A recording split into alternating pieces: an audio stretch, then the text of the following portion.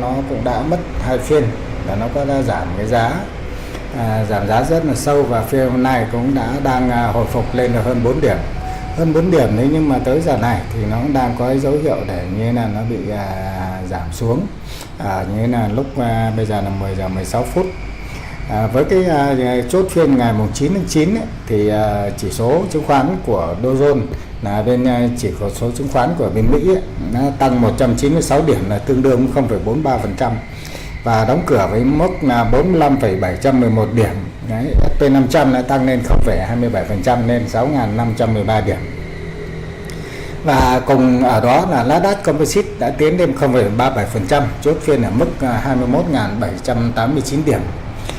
Với một cái báo cáo gần đây thì cho thấy cái nền kinh tế Mỹ đã thực chất đã tạo được ra ít việc làm hơn so với ước tính trước đây, và gia tăng lo ngại về sức khỏe của nền kinh tế và hoạt động tụ tập dữ liệu. Theo đó, báo cáo ngày 9 tháng 9 cho thấy cái dữ liệu việc làm phi nông nghiệp trong một năm tính đến tháng 3 năm 2025 đã được điều chỉnh giảm 911.000 so với cái ước tính ban đầu. Theo ông Jamie Dimon là CEO của gã khổng lồ ngân hàng JP Morgan Chase cho biết là cái báo cáo mà Bộ Lao động Mỹ là công bố hôm 9 tháng 9 đã xác nhận nền kinh tế đang chậm lại, và ông Dimon đánh giá là lại Fed có thể giảm cái lãi suất tại cuộc họp chính sách tuần tới. Mặc dù điều đó có thể không ảnh hưởng đến nền kinh tế. Cuộc họp diễn ra vào ngày 16 và ngày 17 tháng 9.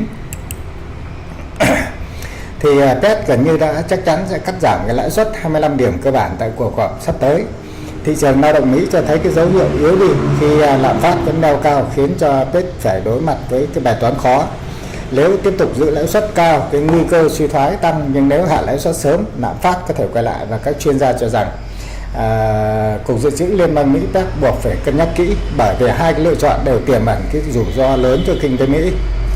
Tổng thống Trump nói với các quan chức châu Âu rằng ông sẵn sàng áp thuế quan mới lên Trung Quốc và Ấn Độ để buộc Nga phải đàm phán hòa bình. Nhưng đi kèm với điều kiện riêng là ông Trump đã đề nghị EU là áp thuế quan lên tới 100%. Trước đó, ông Trump đã tăng thuế gấp đôi thuế quan với hàng hóa Ấn Độ lên 50%, và quốc gia La Mã mua dầu mỏ của Nga. Ấn Độ mua dầu của Nga lên là ông Trump là cũng chú trọng cái vấn đề tăng thuế rất dữ, để như chắc là cũng để như là kéo cái khách hàng về. Và chính quyền Mỹ cũng có thể phải hoàn trả số tiền hàng nghìn tỷ đô la nếu tòa án tối cao đồng tình rằng cái chính sách thuế quan của ông Trump là bất hợp pháp. Trong một tuyên bố đệ trình lên tòa án tối cao vào tuần trước, Bộ trưởng Tài chính Mỹ đã cảnh báo nước này có thể phải hoàn trả từ 750 đến 1.000 tỷ đô la tiền thuế quan. Với những cái số tiền mà khủng khiếp như thế thì để mà trả lại thì nó cũng cả một cái vấn đề mà người ta cần phải bàn cãi rất là nhiều.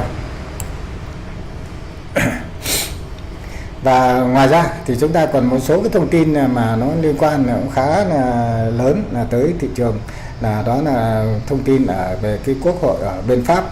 Quốc hội Pháp France đã chấm dứt cái nhiệm kỳ chưa đầy 9 tháng của Thủ tướng François Bayrou, mở ra cuộc khủng hoảng chính trị mới, buộc Tổng thống Emmanuel Macron phải tìm kiếm Thủ tướng thứ tư chỉ trong vòng 12 tháng.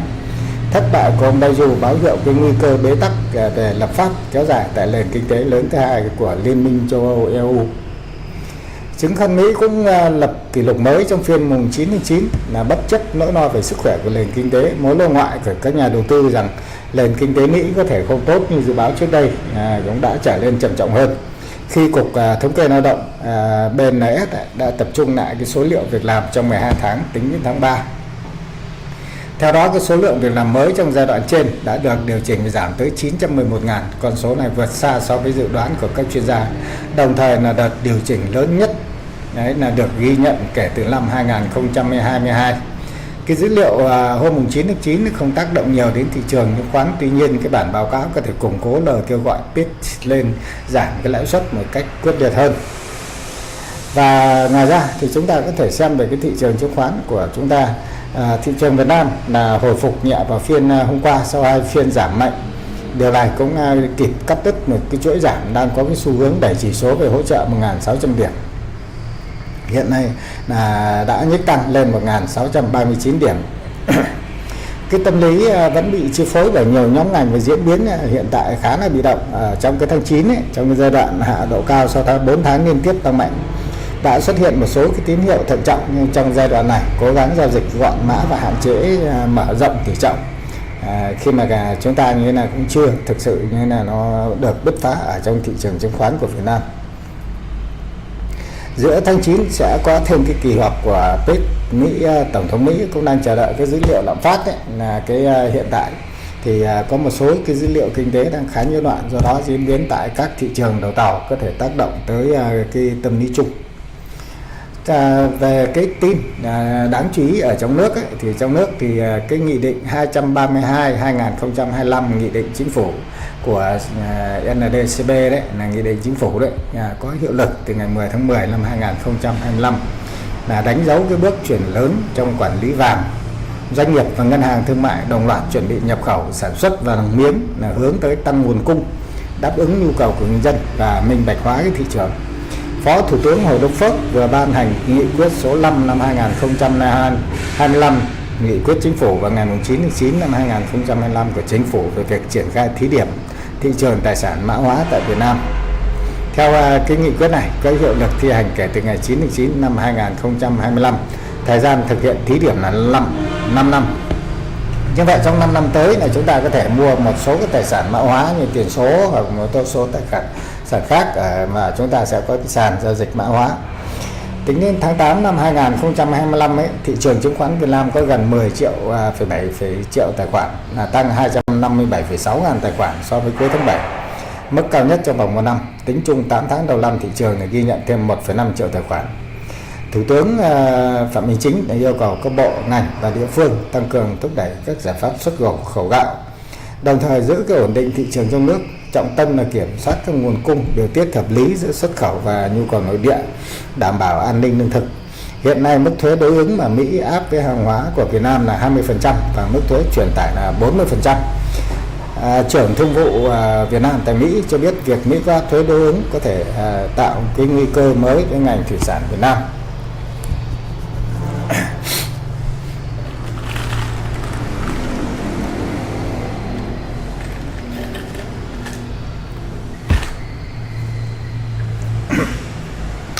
Và hôm nay chúng ta cũng có một số cái tin doanh nghiệp mà chúng ta cần lưu ý ở trong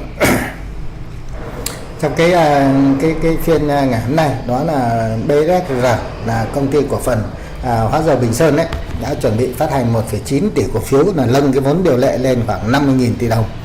Nó hé lộ cái tỷ lệ thoái vốn của PVN ấy. PVN cũng đang thoái vốn.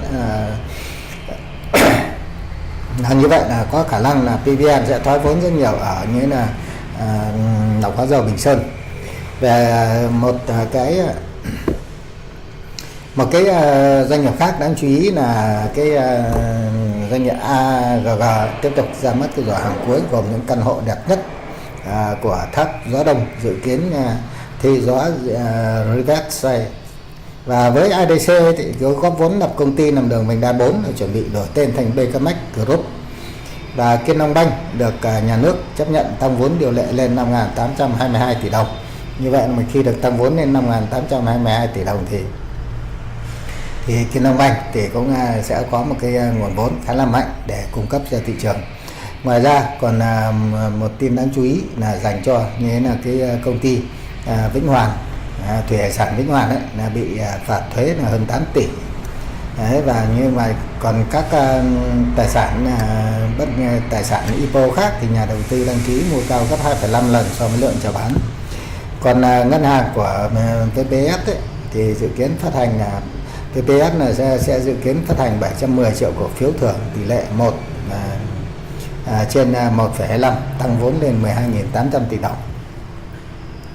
Ngoài ra còn một số công ty khác như SMC bị kiểm toán nghi ngờ cái khả năng hoạt động, nên là công ty SMC quyết tâm thu hồi hết nợ khó đòi từ Novaland. Với APS là chứng khoán Apex bị kiểm toán nghi ngờ về 143,6 tỷ đồng tiền tạm ứng cho nhân viên có nguy cơ bị thất thoát. Về một công ty nữa đó là bánh kẹo BBK muốn hủy tư cách công ty đại chúng rời khỏi sàn chứng khoán. và FLC, khối tài sản của gia đình Trịnh Văn Quyết chính thức được gỡ phong tỏa sau hơn 3 năm.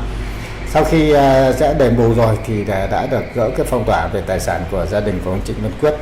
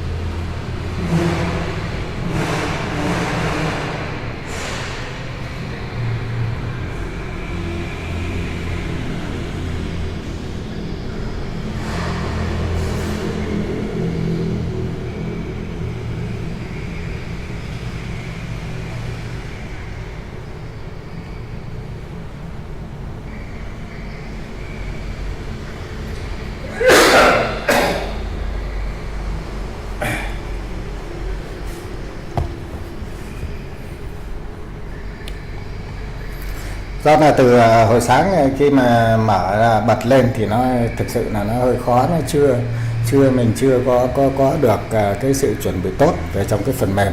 Cái phần mềm như là cái máy của mình nó đang trục trặc, nên cái phần mềm nó đang phải cài đặt lại một chút, thế nên là nó chưa thực sự để như là nó chưa thực sự để nó thông đầu dòng bén giọt khi phát live, nên là các anh chị cũng thông cảm nhé.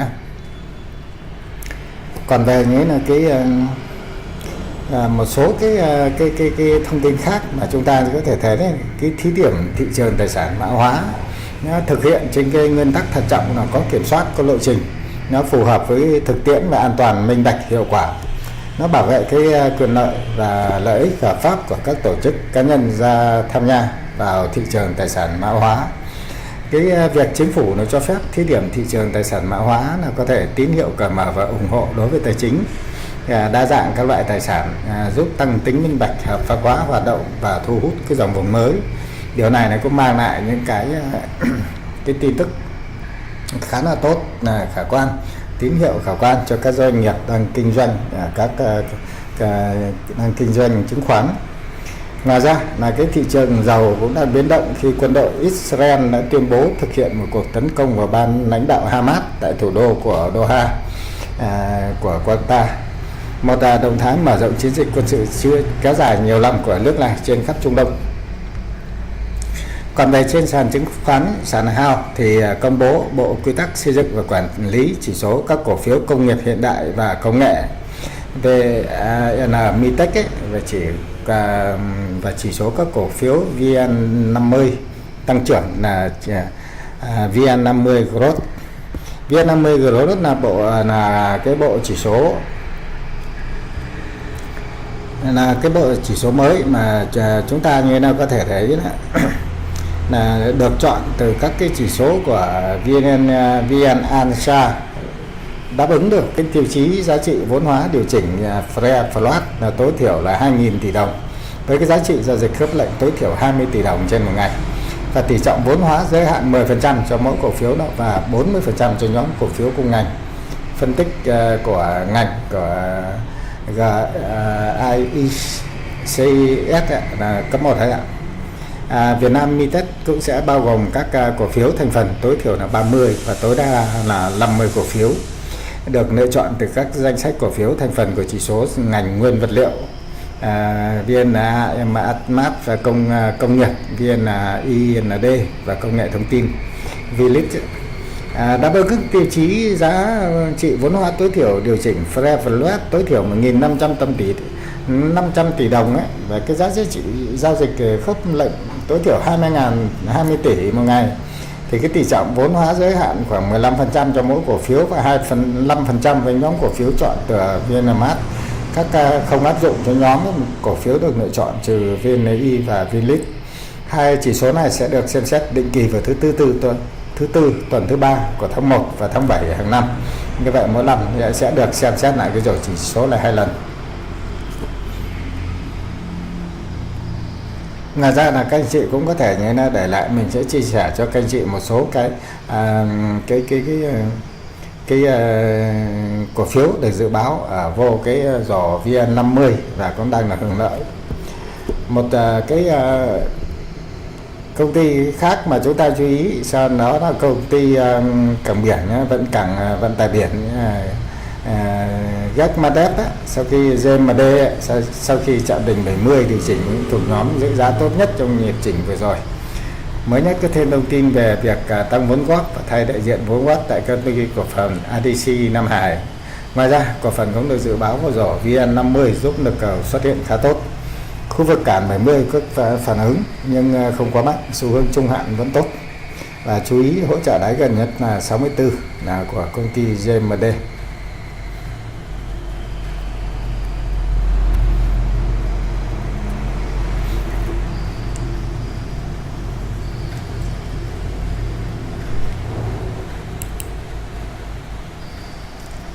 Ở đây chúng ta thấy trong những cái cổ phiếu mà tăng giá ngày hôm nay cũng rất khá là nhiều nhóm ngành, và cái lượng tăng giảm giá là nó cũng ở mức độ như này, nó chênh lệch khá là sâu. Mức độ giảm giá thì hôm nay là chúng ta như là có 177 mã giảm và tăng có 116 mã tăng, và không đổi là 66 mã. Về cái giao dịch của nhà đầu tư với cái dòng tiền ấy, thì chúng ta có thể thấy là tác động tới cũng khá là nhiều. Hôm nay là cái dòng tiền như là bán đi là cũng là hơn 4 ngàn tỷ rồi.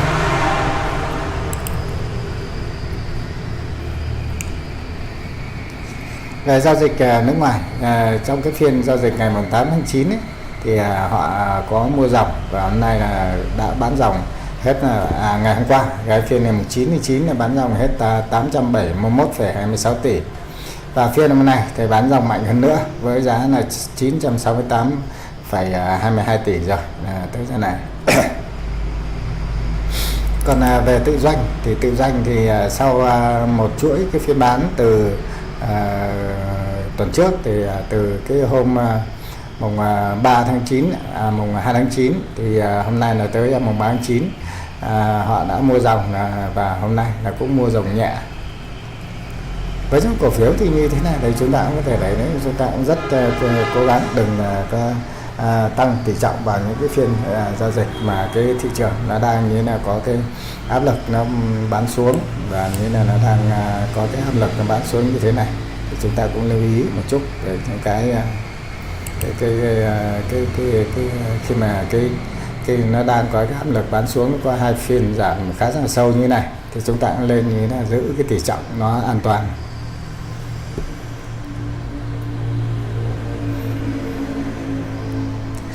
Còn ngoài ra thì chúng ta cũng có thể xem một số những cái chỉ số khác.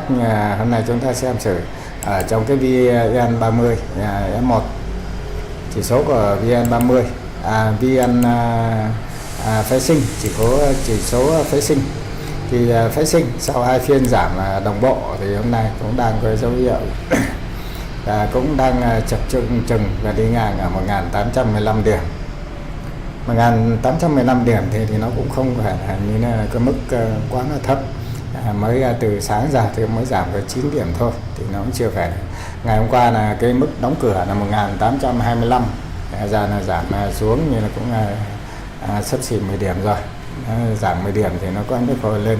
Còn nếu mà hôm nay mà phái sinh mà kéo xuống, nó giảm xuống nữa thì thị trường chứng khoán cơ sở là chắc chắn nó sẽ xuống theo.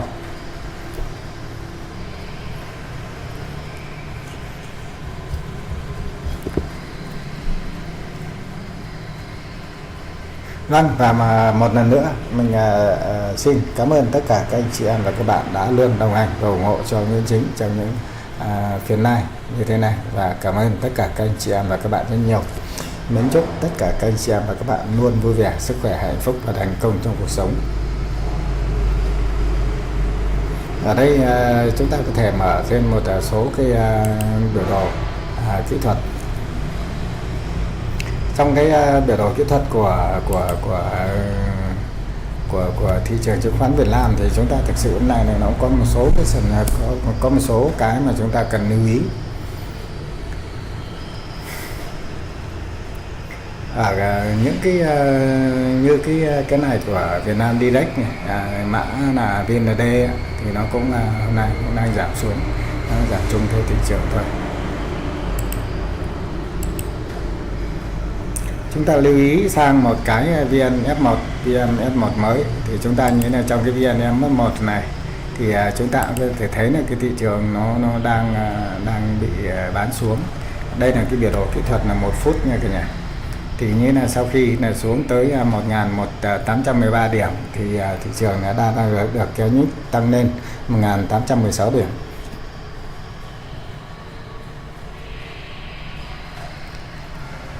Khi mà tăng lên 1.916 điểm này, nhưng mà lực tăng khá là mạnh và nó còn đang ở dưới nó đang đi ở bên dưới đường trung tâm của đường EMA.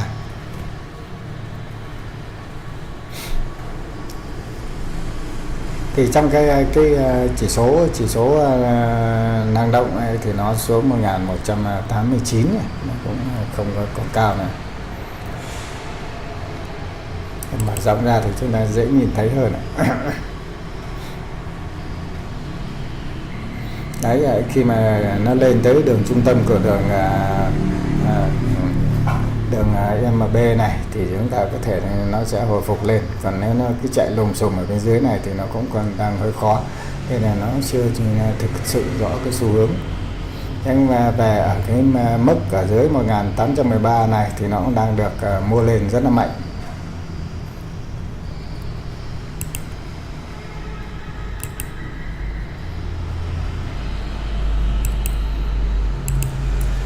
Còn thị trường chung thì nó vẫn đang ở mức độ như là nó có cái mức độ mà cái mã giảm nó nhiều hơn cái mã tăng. Ở trong cái nhịp giảm giá như thế này thì chúng ta cũng có thể tranh thủ để chúng ta cơ cấu lại cái danh mục. Trong những cái nhịp mà mình cơ cấu danh mục như thế này thì chúng ta lưu ý là khi mà giữ những cái cơ cấu danh mục mà chúng ta đã có sẵn thì chúng ta có thể như là để ý về những cái nhịp giảm để chúng ta tăng cái tỷ trọng lên. Phiên này phiên ngày 10 tháng 10 và nãy giờ nó đã giảm hết cả hơn 10 điểm nữa ạ.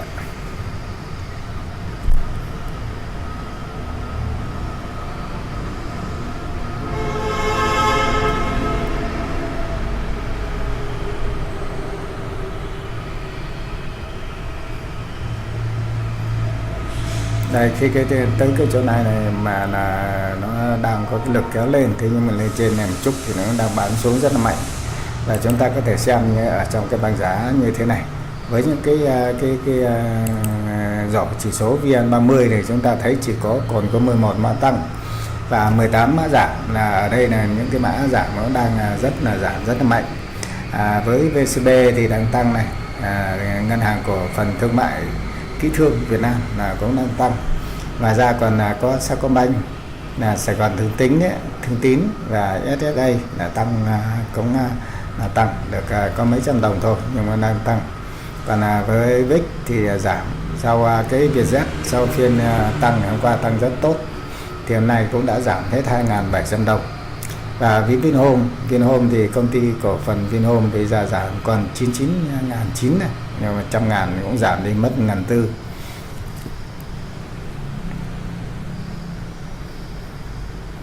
Về công ty cổ phần nước bia rượu nước giải khát Sài Gòn thì hôm nay là cũng có nhích tăng, nhưng mà công ty này thực sự là như là tới để về tới Tết mà khi mà chúng ta như là uống nhiều rượu bia mà bị phạt nhiều này thì chắc là cái doanh thu cũng không được tốt lắm đâu.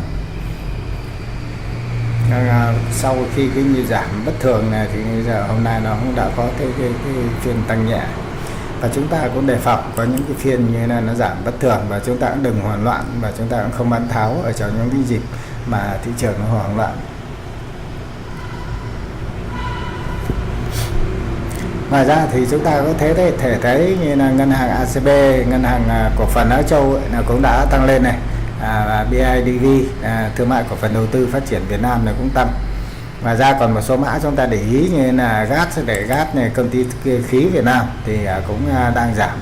đang giảm xuống là 61.900, và như là cái cũng đang có cái dấu hiệu sẽ được mua lên ở cái vùng 61.900 này.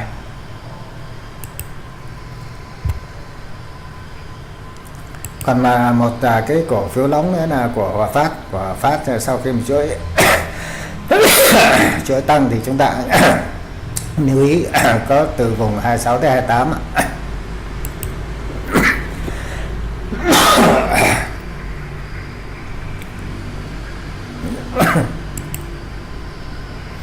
Về MB Bank thì sau khi như là có cái tin là sẽ được phát hành liên doanh với một công ty cổ phần chứng khoán của Hàn Quốc, thì MB Bank cũng đã tăng lên khá là cao, và như là cái phiên đỉnh nhất là hơn 29.000 cổ phiếu.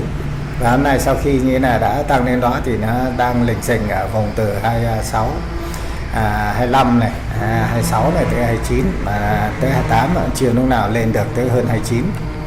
Thì những cái tin này nó chỉ hỗ trợ trong một cái thời gian nhất định thôi, nó chỉ một cái thời điểm khi mà nó có tin nó tăng lên và nó kéo lên rất là nhanh, và những anh chị em nào mà chúng ta như là không kịp mua thì tận dụng những cái nhịp giảm như thế này để chúng ta tăng cái tỷ trọng cổ phiếu của MB Bank. Về MB Bank thì chúng ta có thể đưa vào nó một cái danh mục ngắn hạn và trung hạn.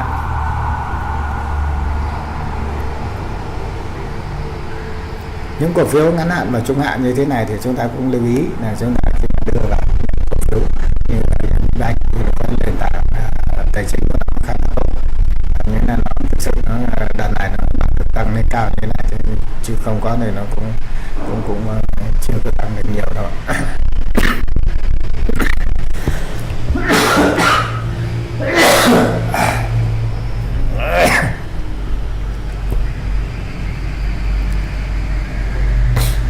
Ngoài ra đấy, hôm nay là MB Bank là đã có giao dịch là hơn 15 triệu cổ phiếu, và Hòa Phát thì có 19 triệu cổ phiếu thôi, và thực sự nó cũng chưa có nổi bật lắm. Và SHB cũng đang như là có cái áp lực để như là có thể là họ đã chốt lời ở khu vực này, và như là nó đang đứng ở mức giá 17.5 17.6. Thì SHB thì chúng ta thấy trong cái SHB thì hôm nay cái khối lượng giao dịch cũng khá là tốt, 17 triệu gần 18 triệu cổ phiếu được sang tay. VN30 thì đang giảm xuống, và đang giảm xuống như này thì đương nhiên là cái chỉ số phái sinh nó cũng sẽ giảm xuống. Đó, sau khi nhưng mà ở đây nó hồi phục không được thì nó xuống dưới một cái nền sâu hơn, thấp hơn.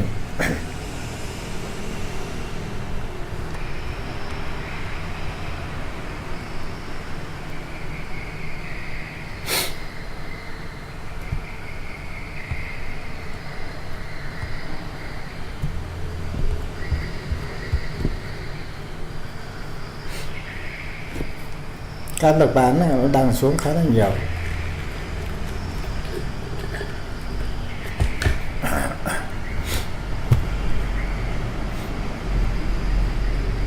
Như vậy là chúng ta cũng có thể thấy như ở như là thằng chỉ số VN30 ấy, là bây giờ nó xuống là khá là sâu. Chúng ta có thể thấy là xuống rất là sâu, thể nó còn xuống dưới hơn 1.800.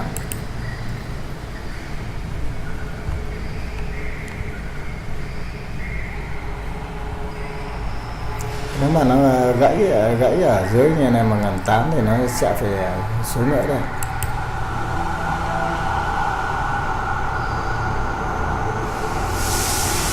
Đáng là 9 mã tăng mà bây giờ như là nó còn là có 20 mã giảm, 2 mã giảm và 2 mã đứng giá.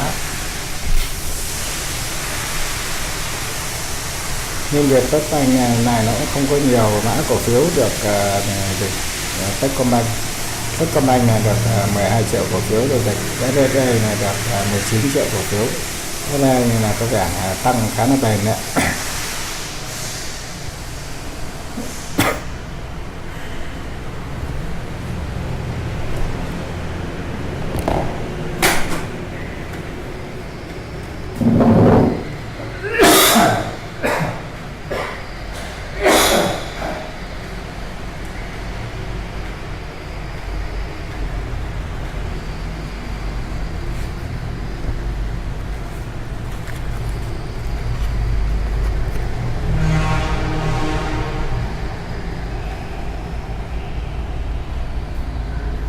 Trời đang muốn chuyển mưa nữa rồi.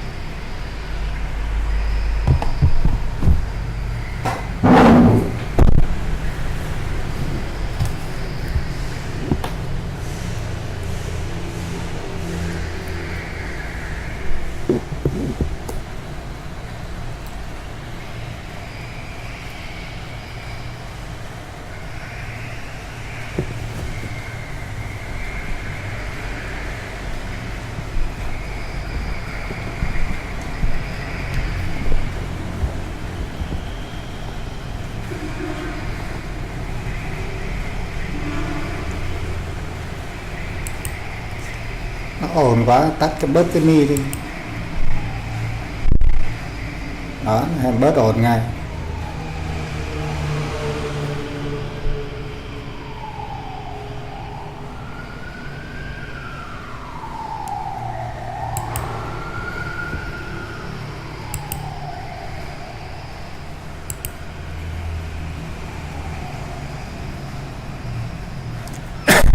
Cái thanh khoản này hôm nay nó thấp hơn cái thanh khoản ngày hôm qua, nó cũng hết mấy chục tỷ đây.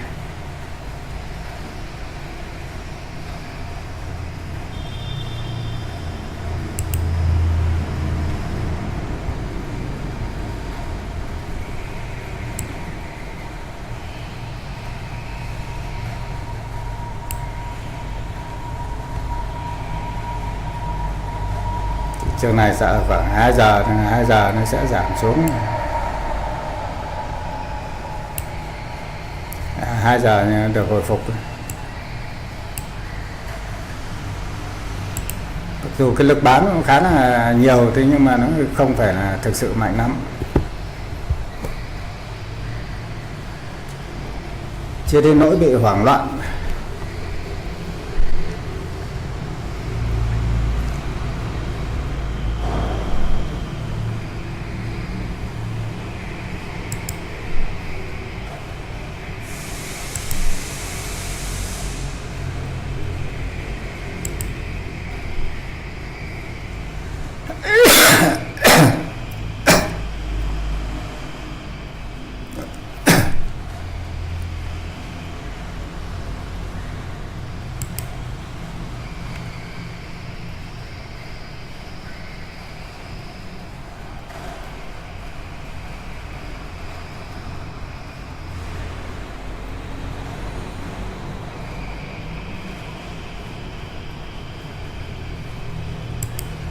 Xem cái chỗ này biểu đồ nó nhảy này.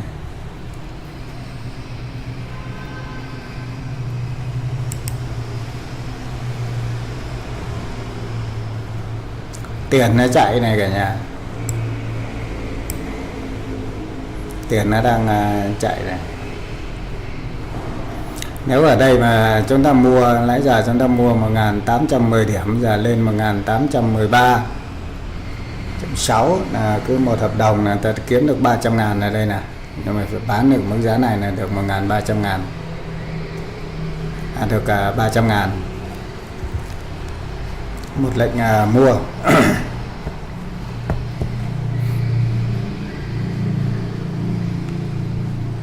Phái sinh cũng đang được kéo lên này, đang được kéo lên khá là mạnh.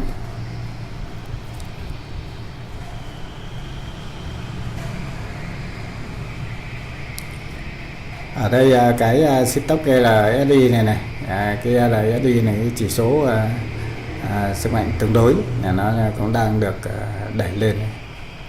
Với MACD này thì chúng ta thấy là nó cũng đang được đẩy lên khá là tốt.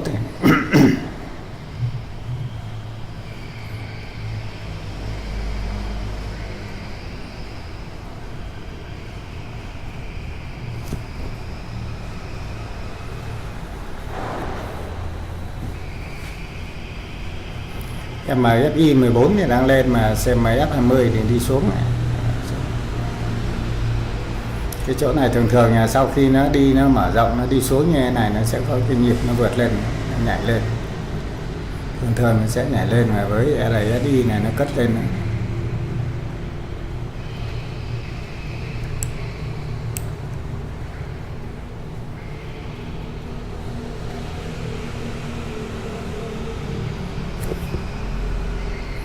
Vâng, cảm ơn tất cả các anh chị em đã ghé thăm và ủng hộ cho Nguyễn Chính nhé. Cảm ơn các anh chị em và các bạn rất nhiều.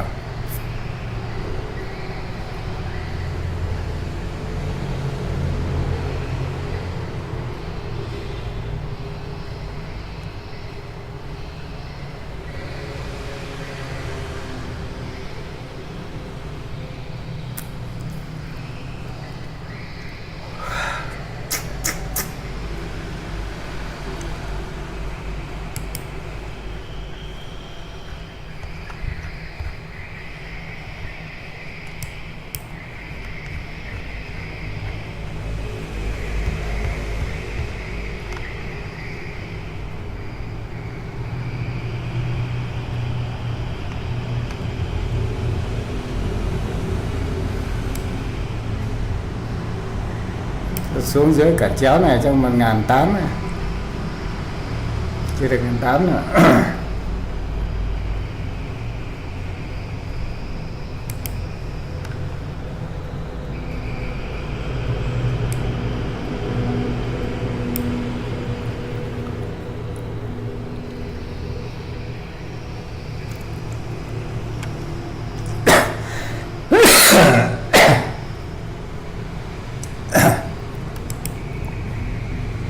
Ngàn 797.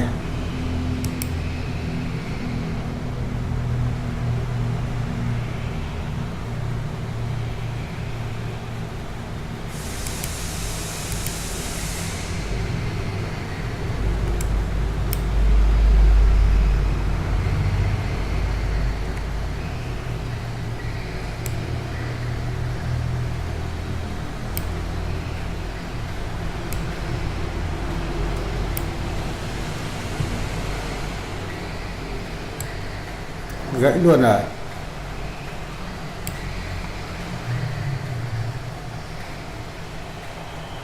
Xuống 1.800 này, vừa chạm. Nếu mà nó chưa không gãy cản chéo thì nó phải, nó mà gãy cản chéo thì chắc là xuống tới 1.700.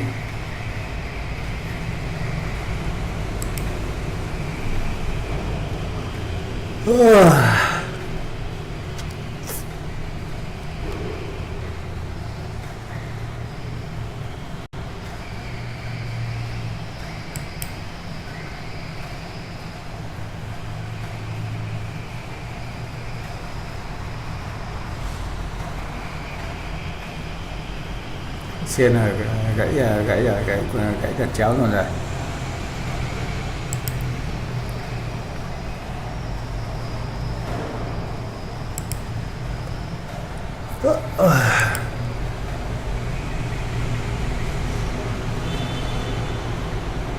Ta có thể tìm thấy hỗ trợ ở đây, hỗ trợ mạnh ở vùng này.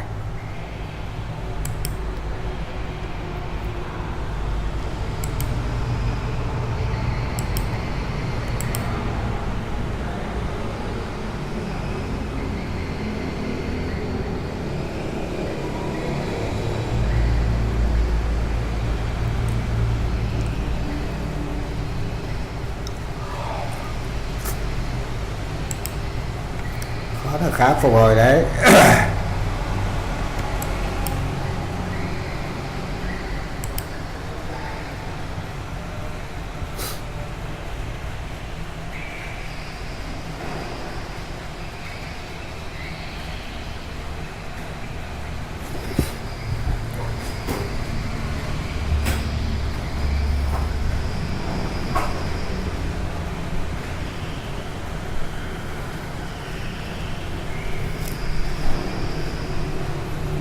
Này tắt cái phần mềm này đi luôn đi, chứ đâu cần tới nó đâu trời. Phần mềm này nó tiêu rồi.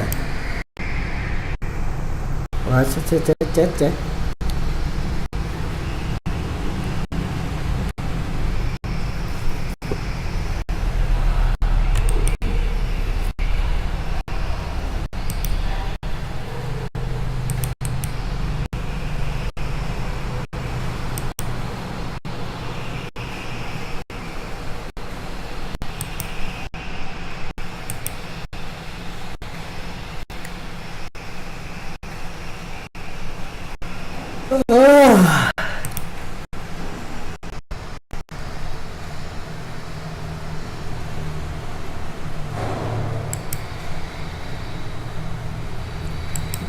Tắt hết đi này thì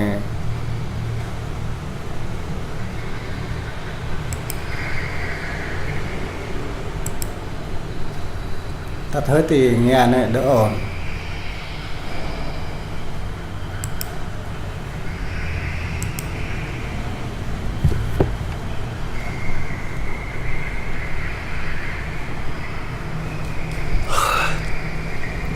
Một giờ buồn ngủ quá. Đó, đang là khỏi lên rồi kìa.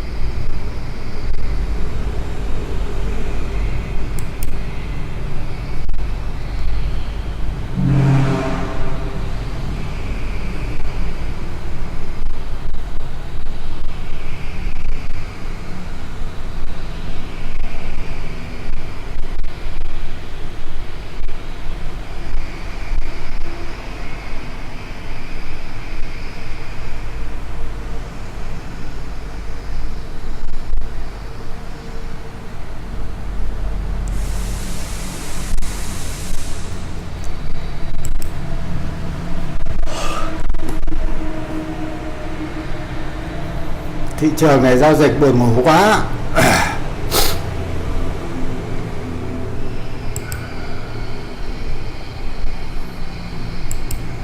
Các mã tăng đang các mã giảm đang tăng lên, các mã tăng đang giảm xuống.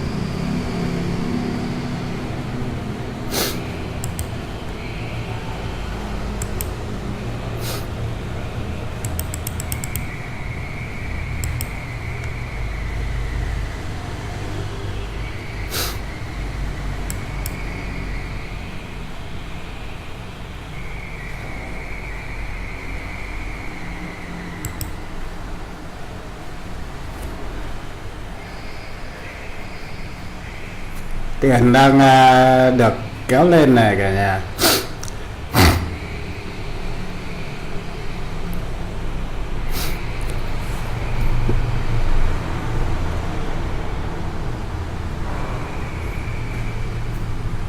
Cái VN30 F1 này nếu mà thị trường mà nó được kéo lên thì VN F1 nó cũng sẽ lên theo, mà hầu như là VN F1 nó sẽ đi trước.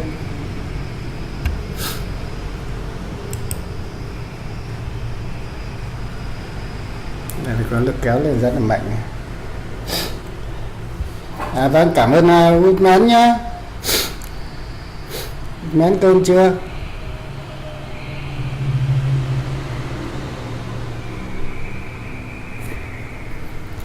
Chúc buổi trưa vui vẻ nhá.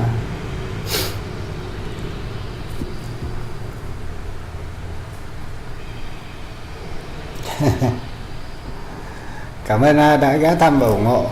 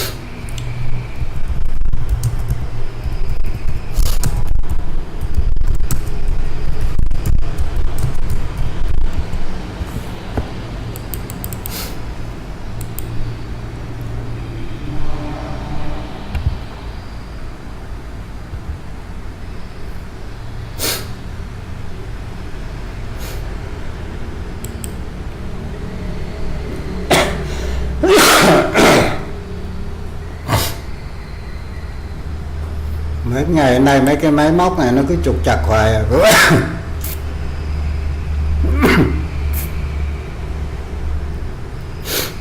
Chán đời quá trời à.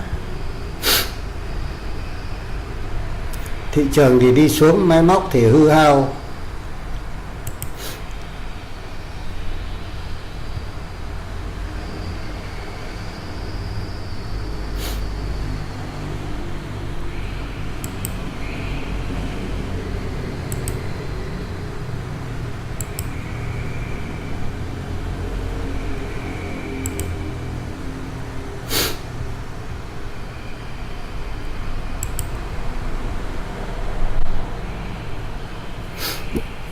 Đó, phái sinh nó đảo nó tăng lên rồi đấy.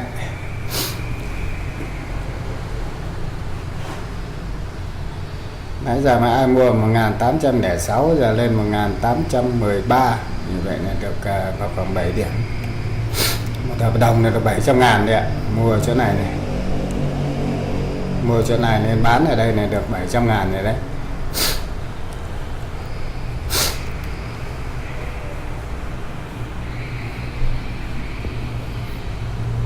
Xem nó vượt được, có vượt được cái cản chéo nào không nè.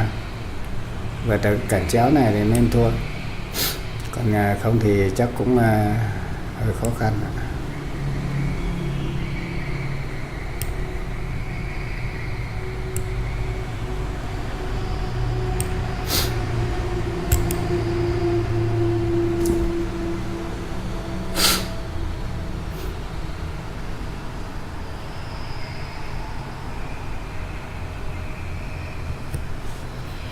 Bảy trăm bảy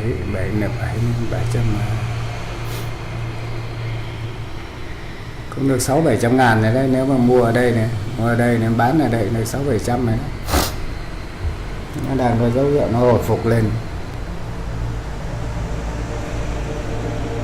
600-700 ngàn là một ngày làm là không được đâu ạ.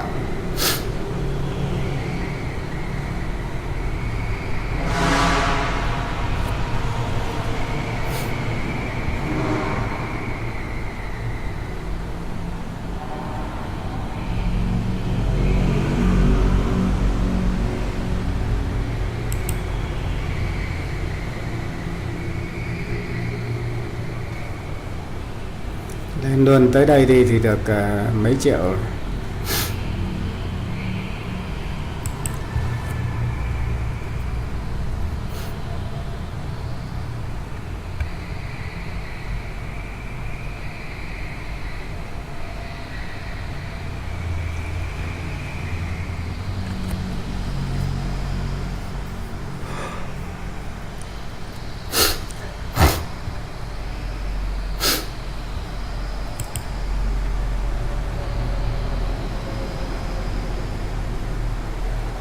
Trăm 13.8 không chịu lên thì lên luôn đi, lên luôn đi cho bà con mừng ấy. Làm cái nến xanh lên tới trên này xem nào. Đó, đẩy mạnh lên. Trời ơi.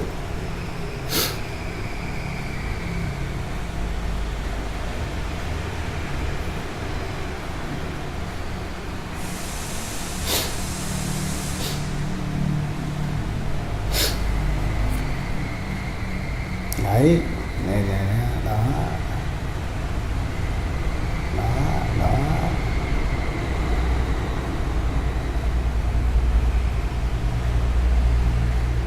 1806 là mua chỗ này là 1806, 807 này. Nên đây là được 700-800 ngàn này, 600-700 ngàn rồi này. Được gần 1 triệu rồi này. Bán cực kìa đây. Thế nào nó kéo lên tới trên này này. Đủ tiền ăn cả ngày luôn. Ăn bình dân được 1 tháng.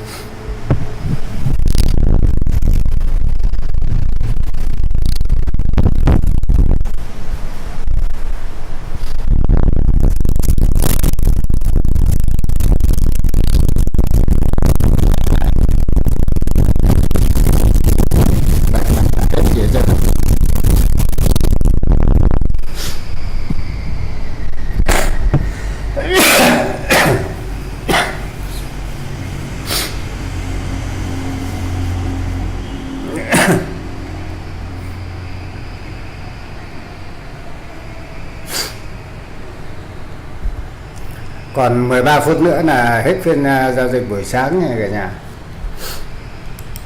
Hết phiên giao dịch buổi sáng là còn 13 phút nữa. Cái 11:30 thì thị trường tạm nghỉ buổi trưa.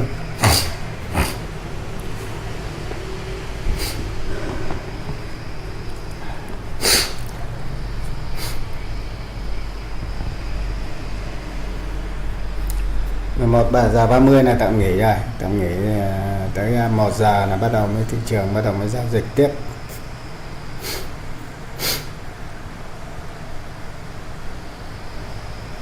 Kéo lên không nổi, cái đòi tụt xuống này thấy không?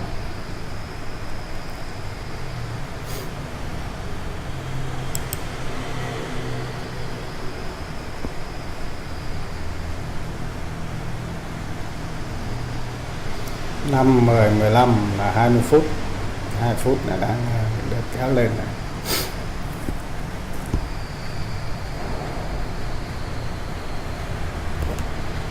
Xuống cho giữ xong lên không nổi.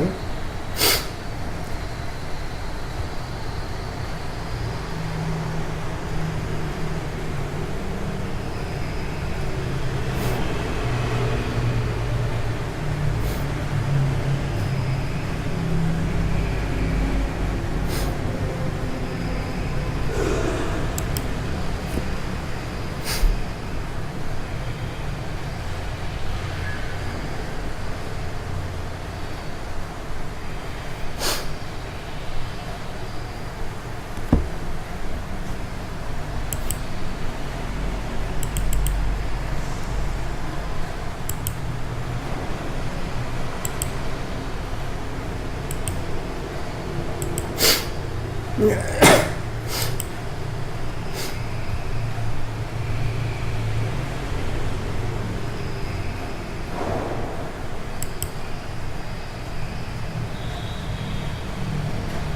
nãy giờ không vào xem.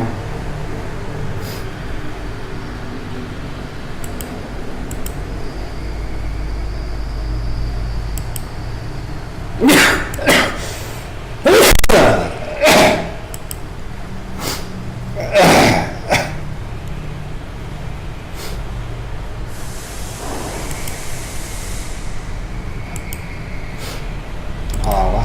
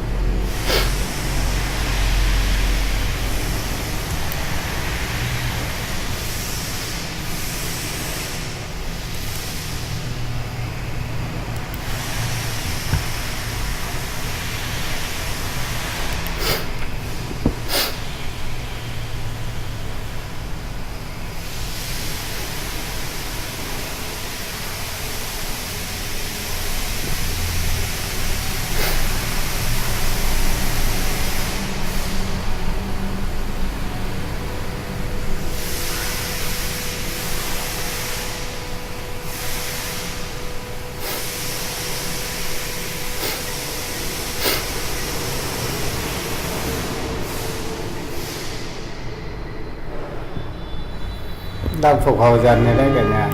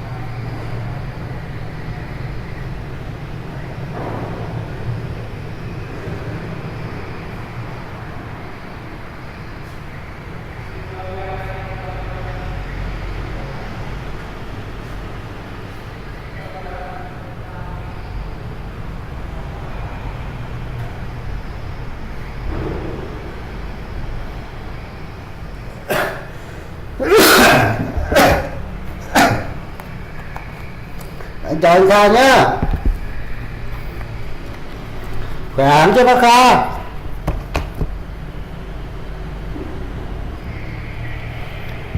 Khỏe hẳn chưa?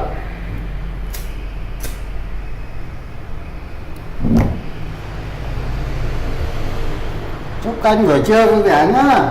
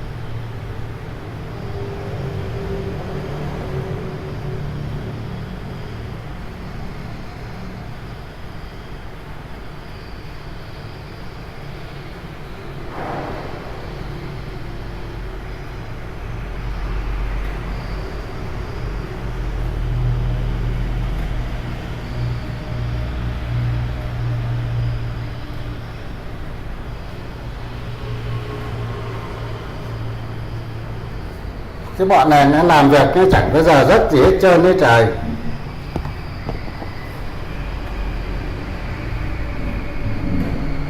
Alo.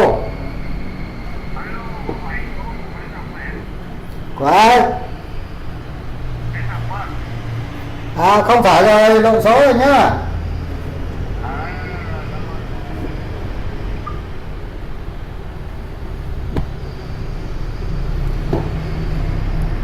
Sao này anh nào này gọi cho bé Ngọc này, biết bé Ngọc nào?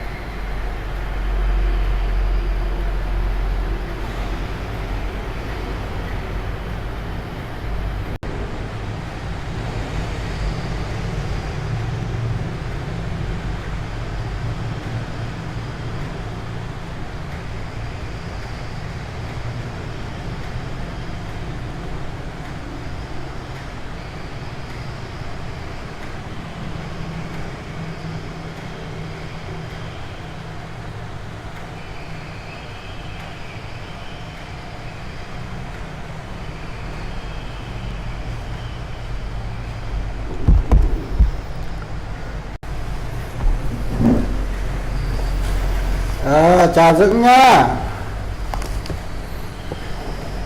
Sao kênh mấy bữa nay ổn hẳn chưa Dũng ơi?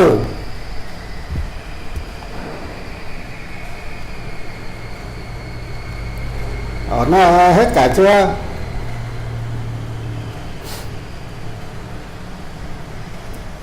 Cảm ơn đã ghé thăm nhá. Chúc buổi trưa vui vẻ.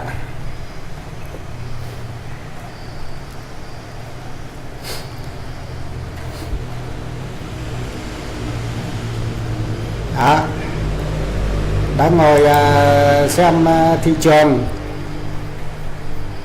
đang xem thị trường lên xuống,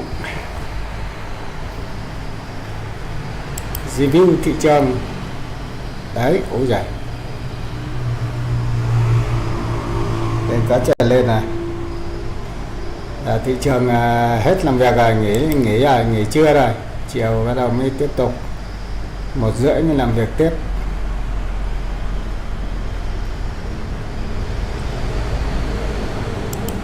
Chiều hôm nay thị trường lại lên bong bong đây mà.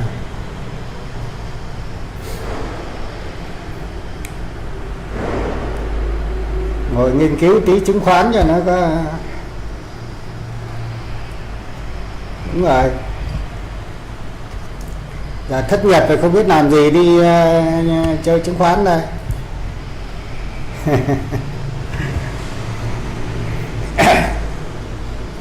Mua ít cổ phiếu tích sản mà sáng phát like nó cứ trục trặc hoài à. Giờ mới gọi là nó ổn tí mà còn 3 cái phần mềm nó chạy bệnh bạ vào.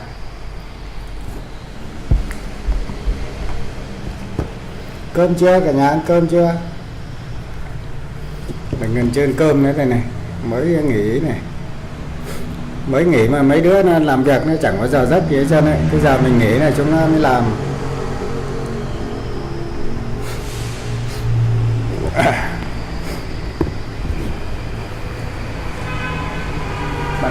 Bật cái cơm lên để ăn cơm mới được.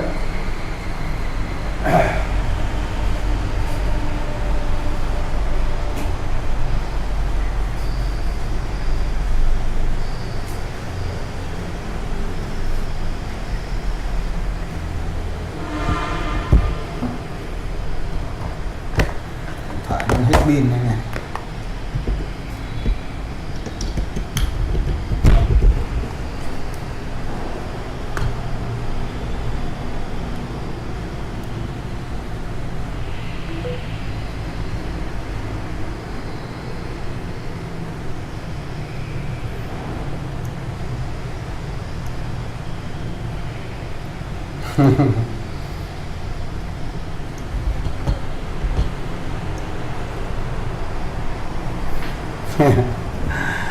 Cũng bình thường thôi,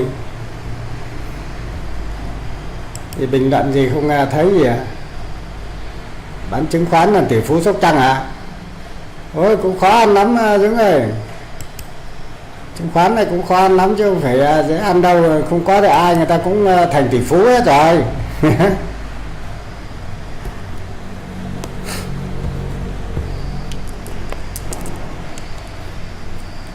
Nếu mà ai mà chứng khoán mà cũng có tiền thì họ thành tỷ phú hết, thì nhiều tỷ phú dữ lắm rồi.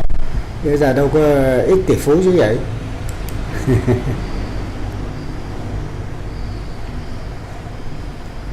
Lên xem thị trường tí cho nó vui hiểu không.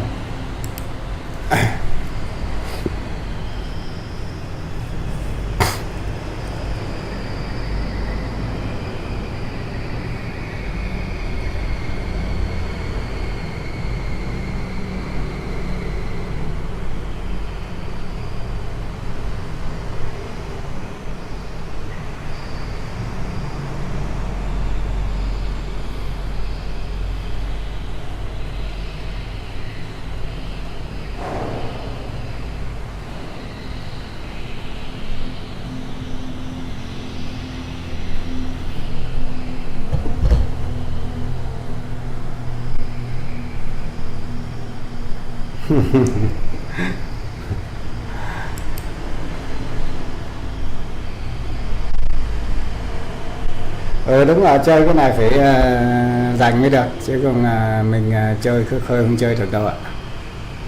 Này mà chơi bậy là chết liền á.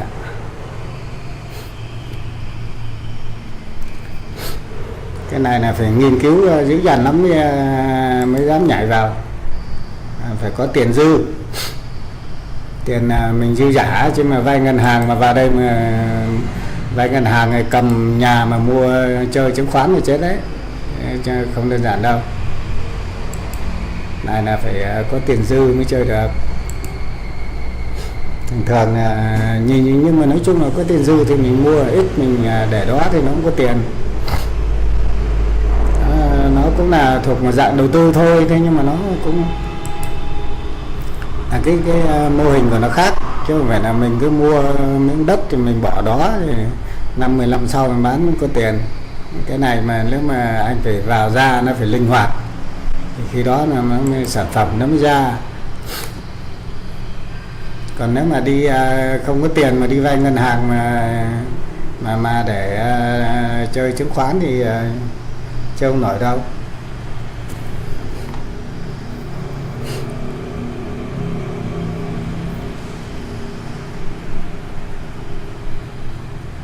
Sao mà sao nó trừ hoài ấy, mình cũng nó trừ suốt ngộ thế chứ. Đấy là mình cũng đang like lên này mà để bù giờ cho đây này, like bù giờ đây mà nó cứ trừ lên thì không nhiều, xong nó trừ có trời của Dũng mà thấy like trực tiếp vậy là giờ lên dữ lắm mà.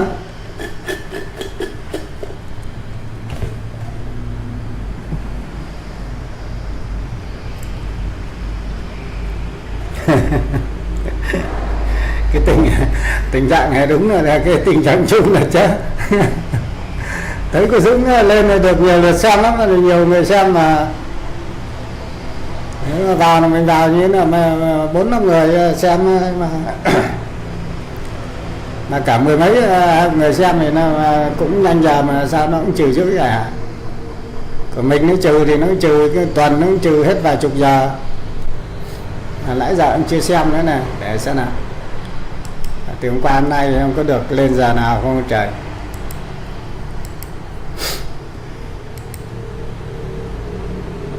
Khổ lắm cơ. Tự nhiên này đeo vô cái ông YouTube này mắc mệt cho thật chứ.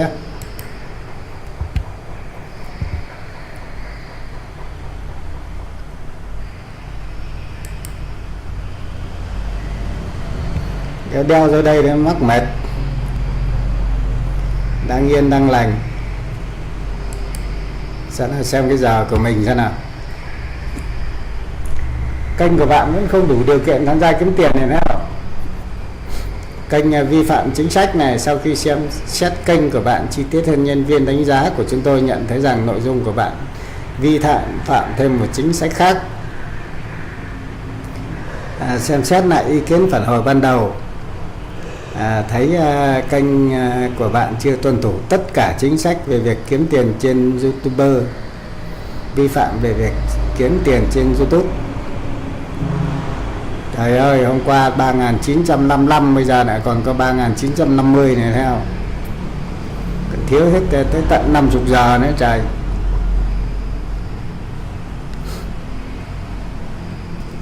Đủ rồi, nó lại trừ xuống, đủ rồi, nó trừ xuống. Nó trừ xuống xong cái là gì nữa nè. Sao lâu không đăng video short này, không thấy có lượt xem short chứ trơn ta.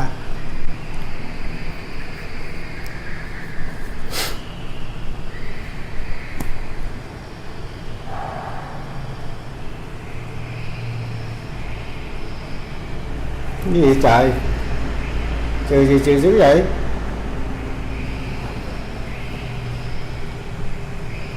Mình còn 600 giờ YouTube nó trừ hết, còn lại có 2.400 giờ. Ủa sao mà nó 600 giờ là 3.400 hả?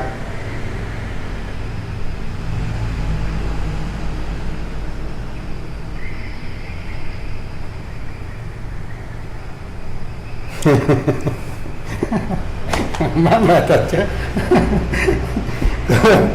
của mình hôm qua chứ là gì đó, hôm qua tất cả đây có 3.955, hôm nay còn 3.950, bữa trước còn có 3.935 cả.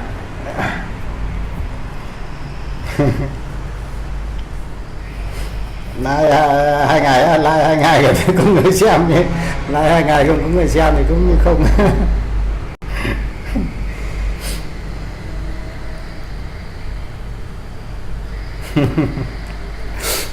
thôi kệ đấy, bởi vậy đấy.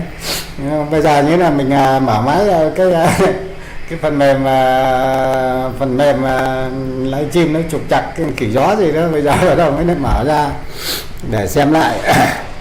Mở ra thì nó được cái phần mềm nọ nó mất phần mềm kia, cái máy của mình nó muốn loạn luôn này. Sáng giờ mới mở ra như thế là like mở ra phát trực tiếp 2-3 lần bắt đầu nó mới được vậy nè, chứ còn nó để nó tùm lum tà la trơn nó không biết đường nào mò. Đến khổ đó. Như vậy là của mình nó cũng bị vậy đó, mà chả biết có bật được không nữa, đến chán đời. Ở đây có ai đây? Hồ Trương là vào đây đây. Trương vô bình luận này. Kệ giật like cho chơi cho vui thôi, chứ không biết đường nào mà mò nó là nghỉ hết biết đường rồi.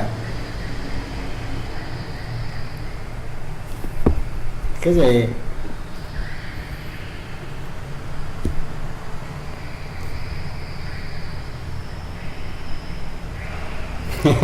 Rất sống.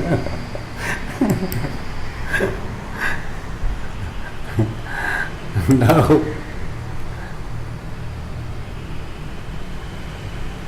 sao này có tin nhắn gì ở đây ta?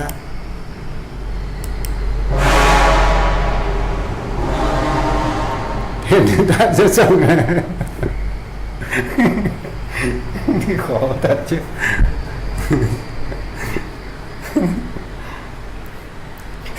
Rồi thì dáng đi cày để kiếm cái điện thoại khác. Chứ giờ rất xong rồi không còn điện thoại livestream nữa thì thôi hỏng hết bánh kẹo.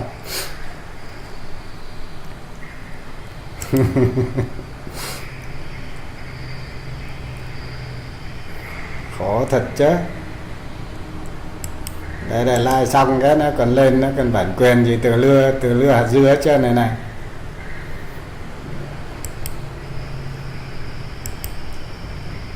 Đó, vào livestream xong rồi lên mở nhạc ra là bắt đầu bây giờ nó gì nó quấn bản quyền nữa nè.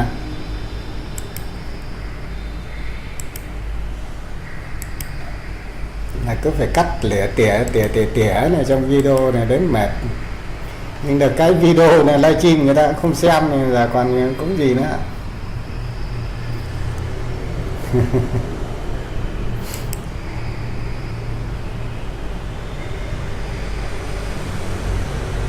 Là còn cái điện thoại của bác à? Đi xem được thì vẫn còn like được mà giữ. Nếu mà còn xem được thì còn like được, không sao cả, vẫn xem được là còn like được đấy. Không, nếu mà sợ điện thoại mình không xem được ấy, thì mình mới like không được, chứ còn mình xem được là còn like được. Thì lấy điện thoại ra like thôi, lấy cái đó đi like đây khỏi đi xem. Chứ nhiều khi xem cũng đâu có được đâu, xem thì cuối cùng là cái giờ đâu có kịp.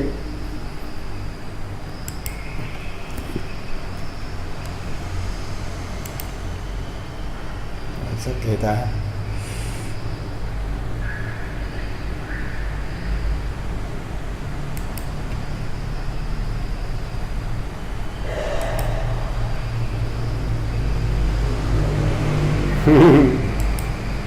Bây giờ like có ai xem đâu.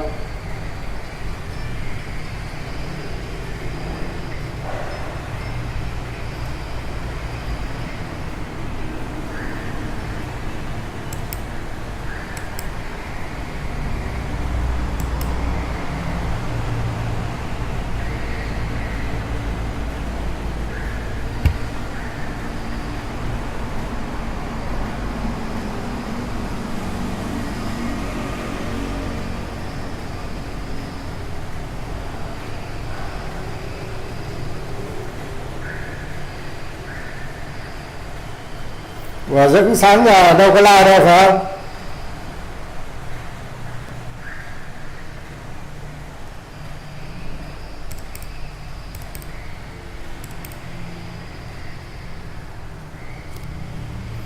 Này sáng nào có mấy người xem thôi.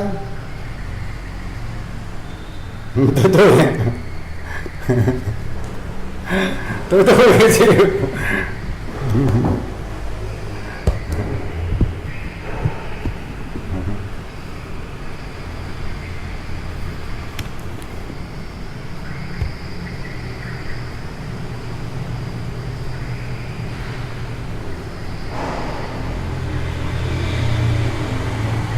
Sáng nay đâu thấy Dũng like à? Không thấy thông báo gì trên nè.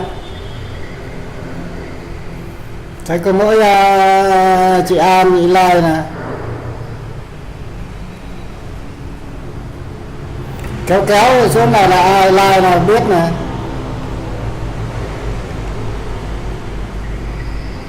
Like đi làm à? À.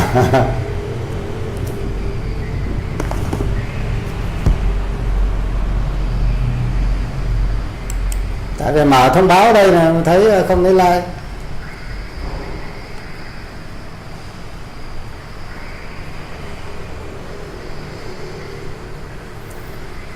Xa mà như thật gần, hai tay em gầy trong thương nhớ.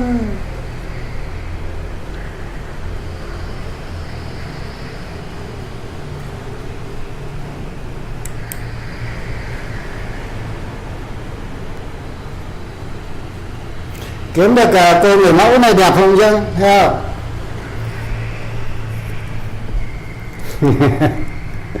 Làm hết cả nghìn video được có một cô người mẫu à.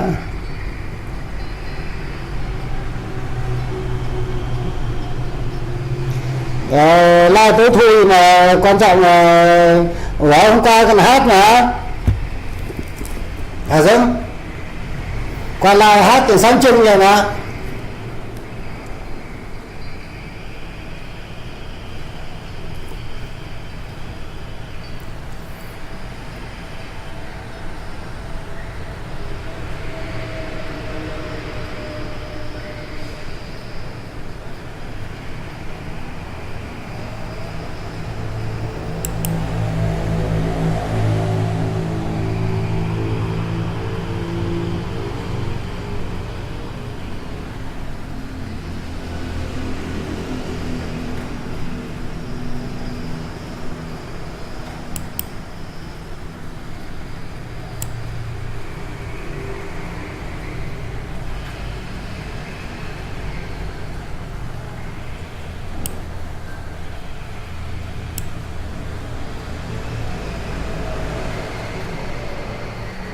Đó, cái này hết phần tư màn hình luôn này.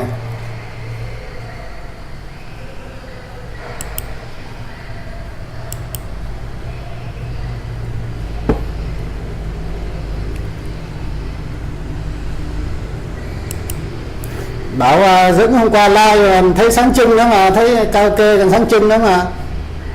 Nay mới rớt điện thoại à?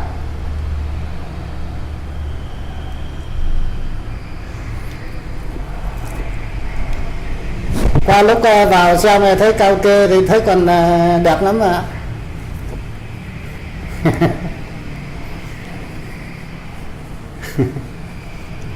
Sau này sáng nay mới rớt thì sao?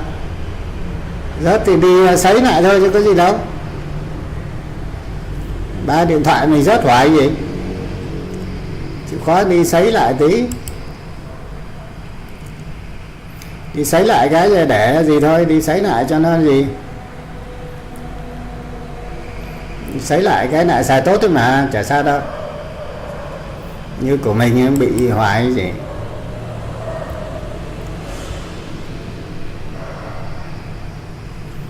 Mình like cái mỗi lần like nó cứ trục chặt cái xong lại tắt đi, xong rồi lên like lại cái này là cũng ít anh chị em vào xem được. Tại vì like xong cái nó trục chặt cái này tắt đi mất tiêu. Xong lúc like lại được cái thì mọi người lại đi xem like chỗ khác. Nên nhiều khi cũng không ủng hộ được. Cảm ơn Út Mén đã cho máy ra từ đầu nhá. Vào xem lâu lắm rồi mà chưa gặp bạn hay chưa nói chuyện là cái gì đây hả Út Mén? Của anh Kha sao mà anh Kha sáng này có like không ta?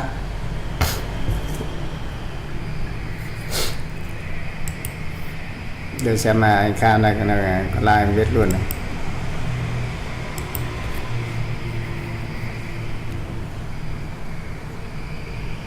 Anh Kha sáng này đâu có like gì đâu.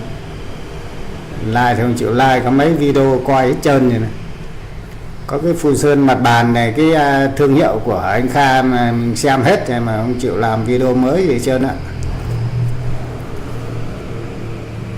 Phun sơn mặt bàn phần 8.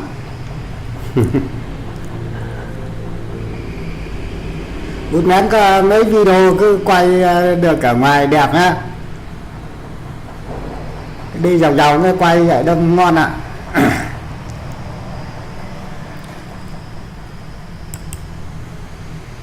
Của Dũng còn cái video nào mình chưa xem không ta?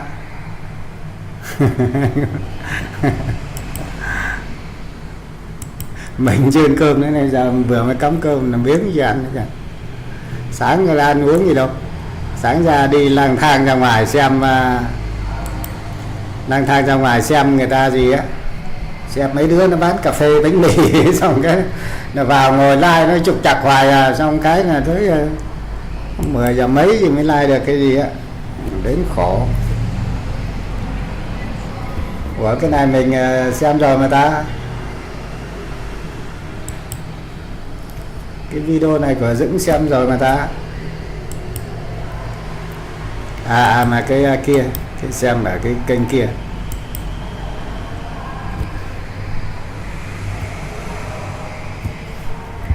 Kênh mẹ con nhà ông Dũng này chắc đi Vũng Tàu bị rớt điện thoại phải không?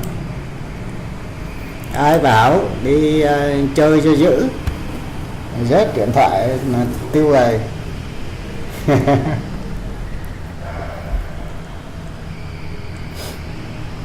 Vậy hả?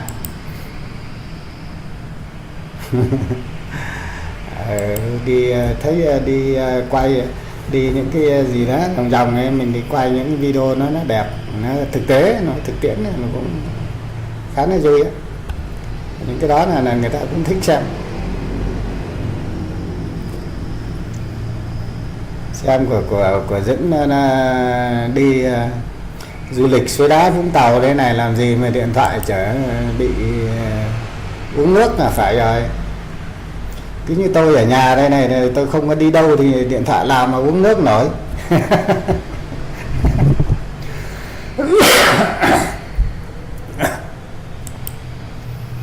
Đây. Ôi giời. Có anh nào chị nào mà có cái cặp giò gì mà xăm trổ ghê vậy anh Dũng.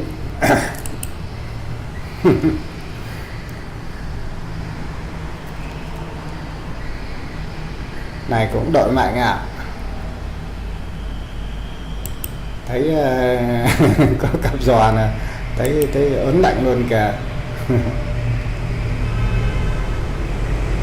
Để đứa bé bé này là con hay gì hả chứ? Cái nhỏ nè.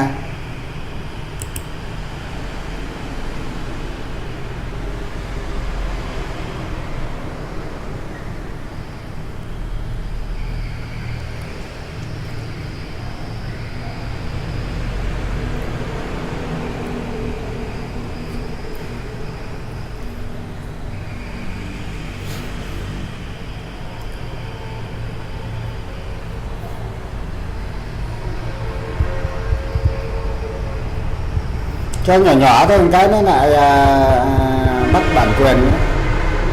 Dũng đừng có bắt bản quyền đó nha. Có tí tiếng nói của anh Dũng vào đây cái xong bảo video của tôi cái bắt bản quyền thì chết tôi luôn à. Để đây đi nghe rồi treo máy nghe thôi.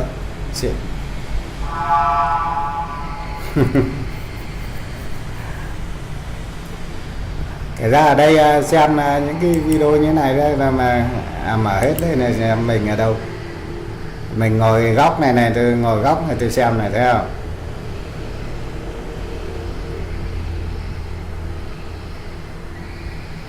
Đó, bây giờ mình mở thế này mà ai làm gì cái là mình ngồi góc này mình xem. Mình ngồi góc này xem là không phải ai trốn được hết trơn.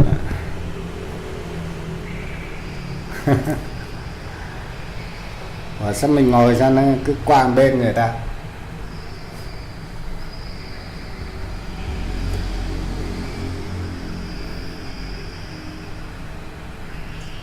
Kinh, tắm này mát này, lạnh luôn như vậy. Tắm này là lạnh luôn đấy chứ mát gì nữa. Đấy, có tớ ngồi góc này là đâu có sợ bị bản quyền, đâu sợ. Đó.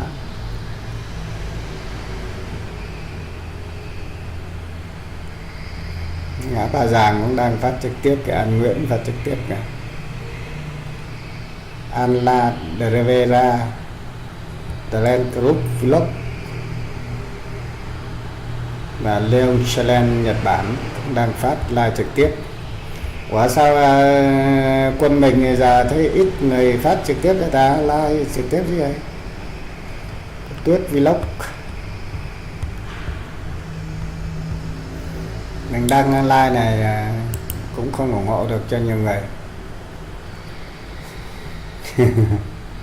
Cái đấy trời ơi dữ ha.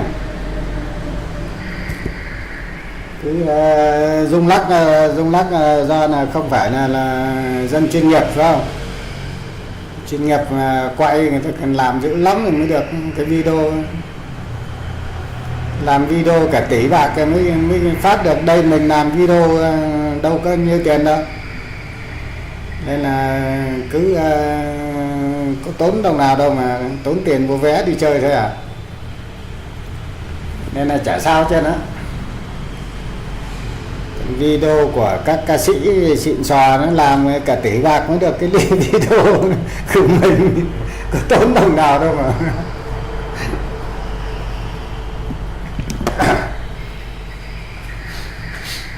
Với cơm ăn cái đã.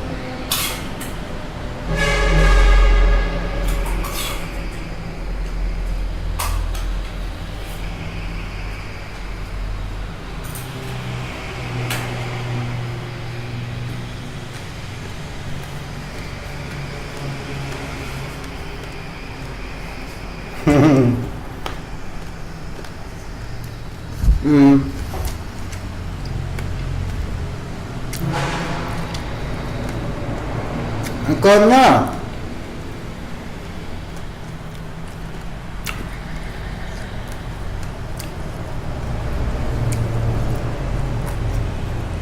Lần sau biết sao không?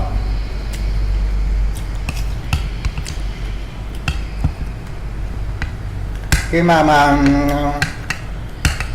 đi quay vậy thì mình quay á để cho vợ nó tắm. Vợ nó tắm, ông quay thì nó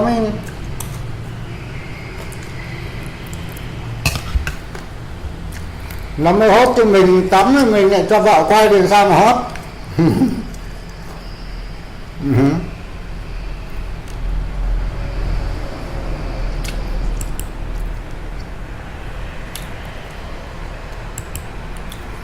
Cảm ơn út Mán nhé. Mán cơm xong chưa?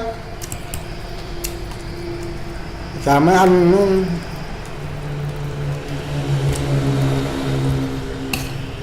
Chơi cái tô cho nó gọn.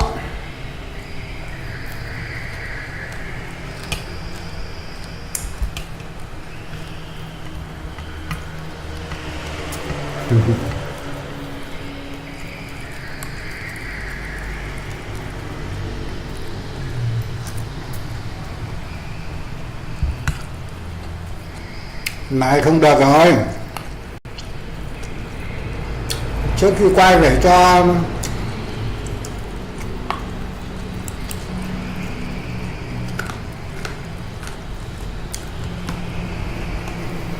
phải cho bà xã như là một nửa thùng bia vào.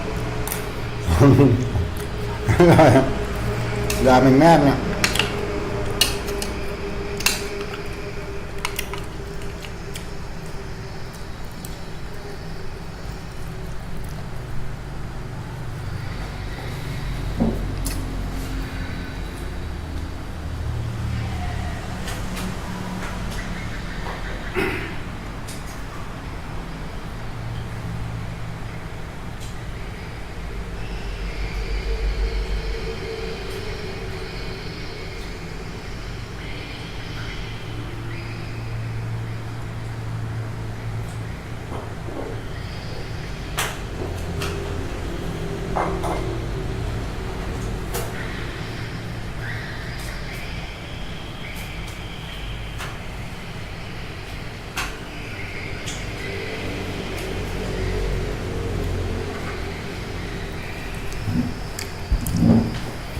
Chắc là cái này clip đầu tiên đấy.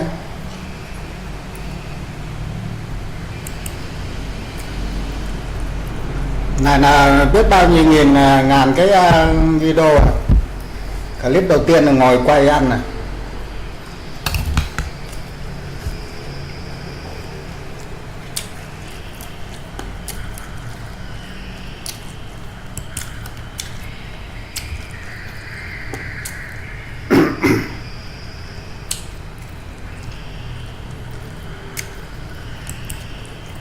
Anh Nguyễn đang phát trực tiếp này.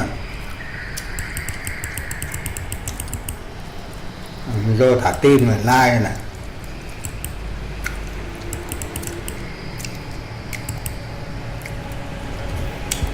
Mà trên laptop được cái nó lợi thế vậy đó. Vừa qua của mình vừa qua của mọi người được.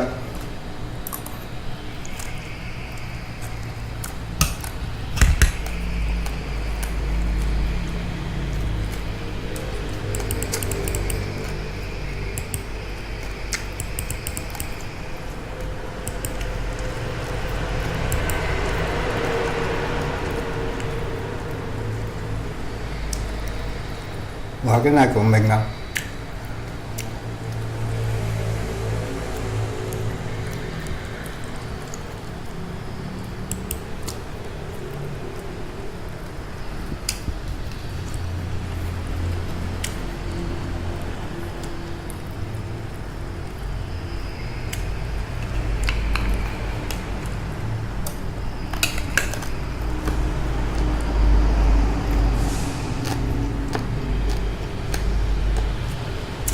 Nếu mà máy của mình mạnh ấy, cho khoảng chục tát đó, thoải mái luôn.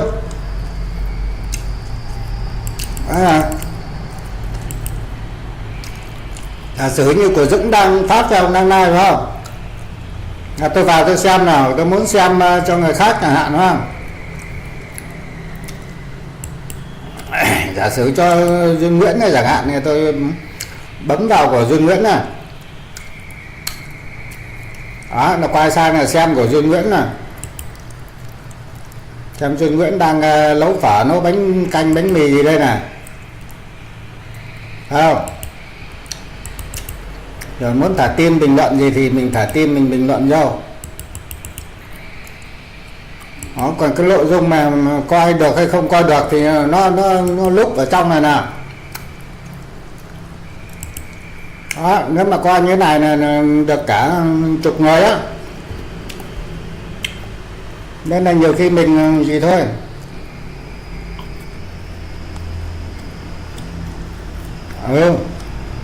Có nó tốt lợi hại lắm.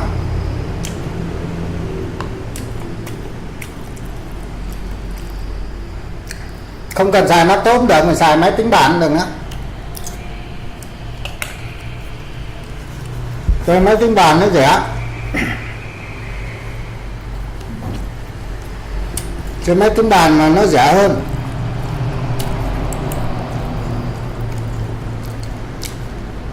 Nó rẻ mà nó cũng mạnh. Đó, của Tuyết Vinox này vào xem này. Đó, vào mình tim nhá. Nó nhưng của mình vẫn đang phát ở bên này nào, thấy không?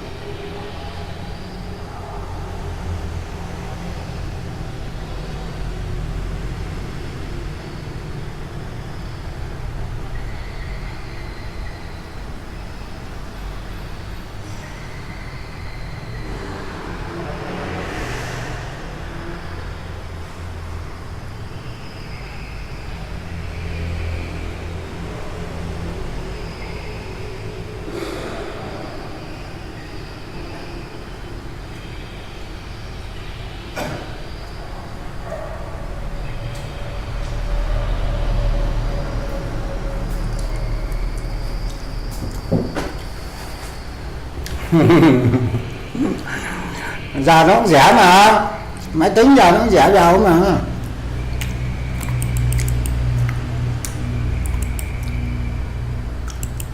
Đó, đây là coi được mấy thẻ này thấy không? Đó, của mình vẫn coi này, trong khi đó là còn của mình bên thẻ kỹ thuật này, thẻ đây này, bảng giá này thấy không? Đó, lặng này, lặng máy đó. 2 này, 4 này, 6 này, 8 này, 9 này, phải được chục cái. Nhẹ nhẹ được chục cái. Đó, mình vẫn phát like của mình vẫn xem được cho mọi người khác.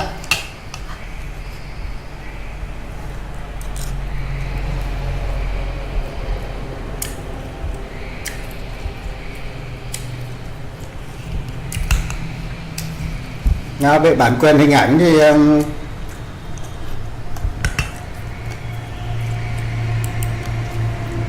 đang phát like của chị anh Nguyễn này mà sợ bản quyền hình ảnh nên mình chuyển ra chỗ khác, đúng không?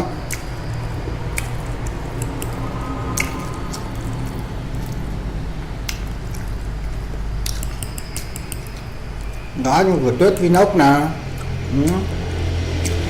vẫn xem vẫn thả tim được bình thường.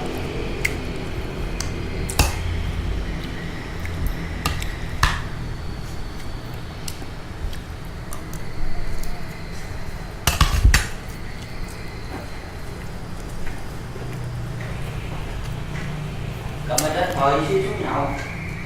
Cái gì? Cầm mình đến thời xíu xuống nhậu. Đang bệnh bố rồi.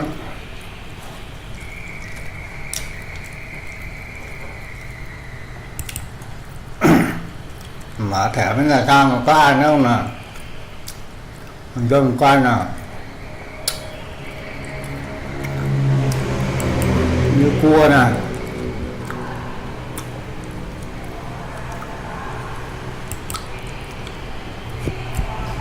như cua đang quảng cáo quá trời này.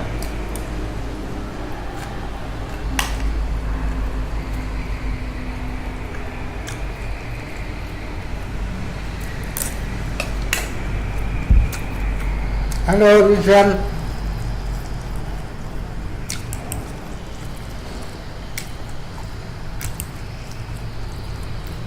Đây của Như nè, nó bán cua cả.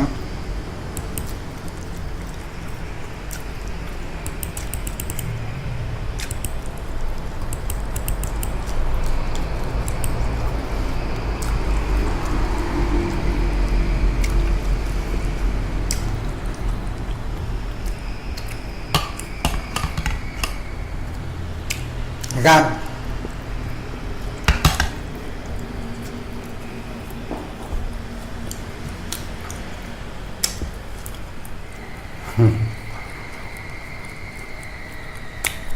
mấy triệu giờ rồi, bây giờ mấy gì á. Lần đầu tiên phát live ngồi ăn cơm. Mọi khi mắc cỡ rồi không, giờ YouTube nó làm cho lì như trâu rồi, hết mắc cỡ rồi.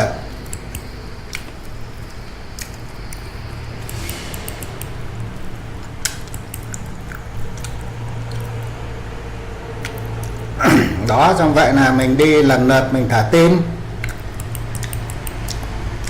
Đó, ủng hộ mọi người thế thôi chứ ủng hộ thế nào giờ. Đó.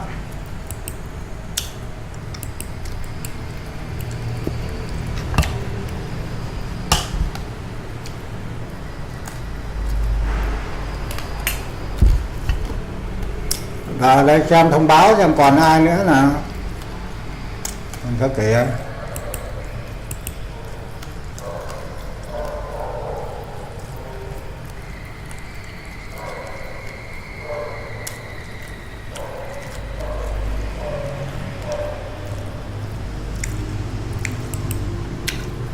Ngã Ba Giàng nè,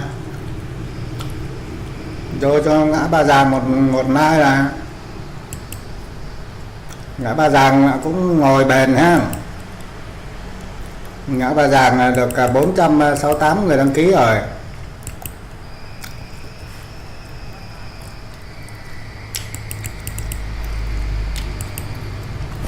Hôm nay là thôi nhưng mà chả biết ai nói gì, ai hát gì đâu.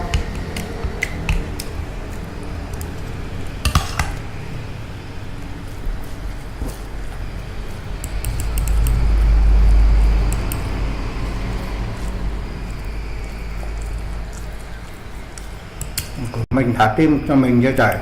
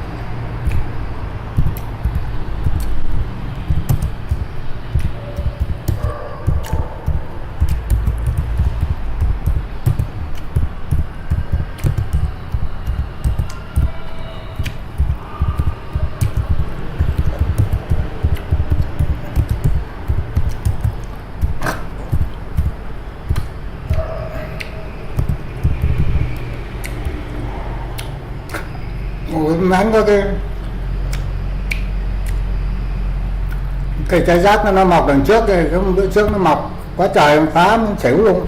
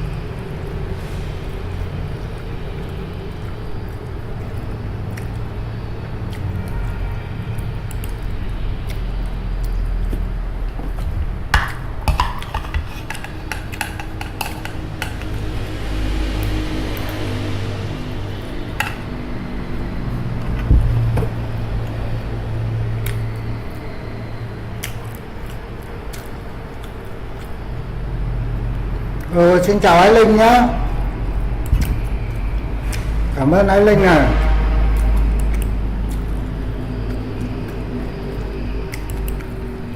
Chúc Ái Linh buổi trưa vui vẻ nhé.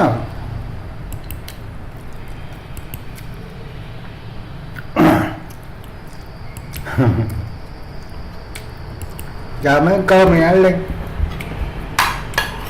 Ăn cơm chưa?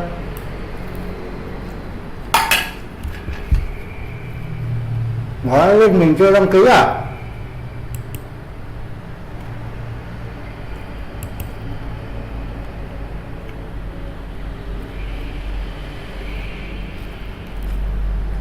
Đấy, để anh quay hết video để đăng ký cho anh Linh.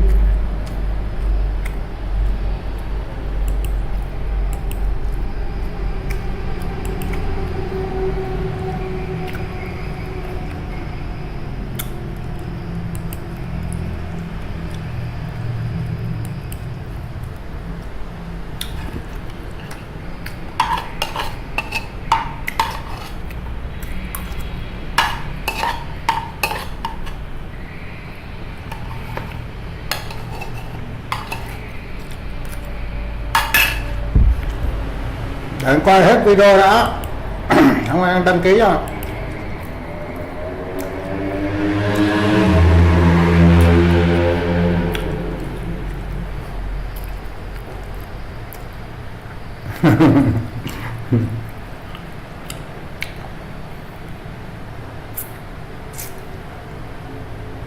Nằm biếng ăn đó. Sáng chưa ăn nhưng mà kiểu nằm biếng ăn đó.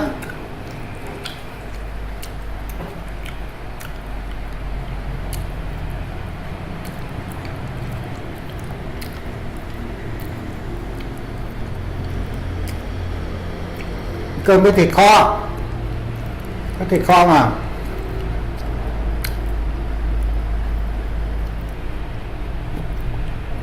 Làm biếng ăn đó, bây giờ mới ăn.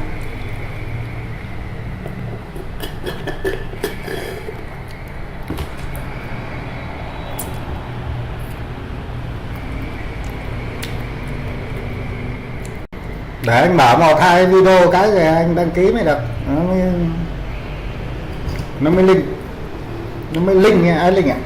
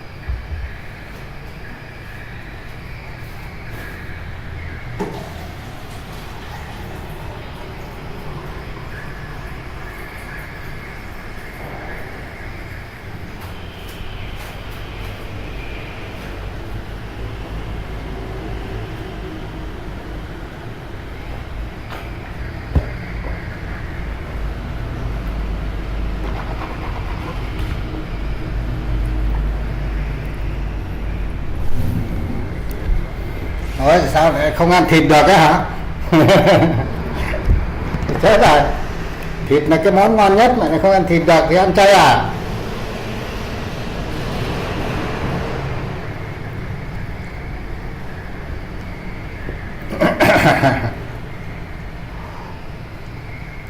Anh Ninh về sau theo làm đệ tử chị Út Mén. Làm đệ tử chị Út Mén là gì, là không ăn chay thì ăn thịt.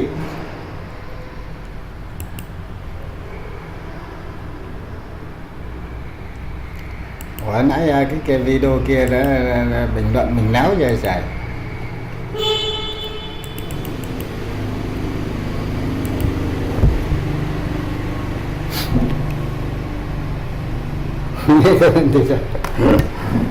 Anh này cơm cũng phải có thịt nữa đâu.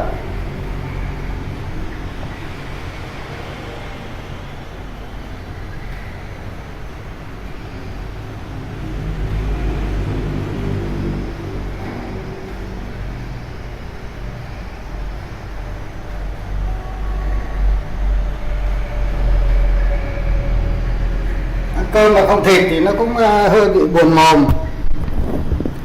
Hello Eddie Bazu.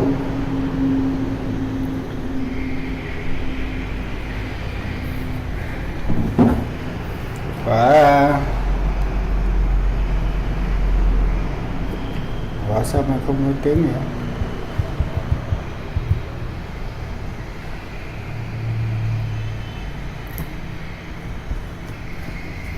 Bật lớn quá nó bị bản quyền á.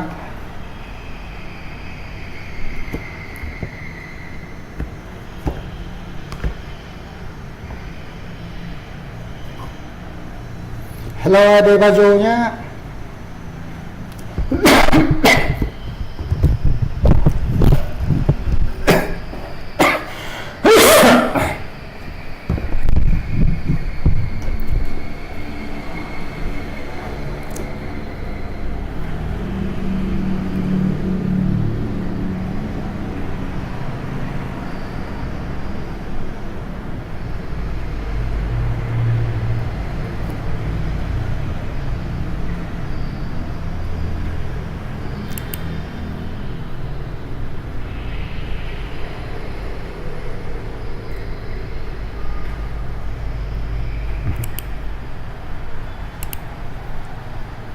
để mình mở ra một hai cái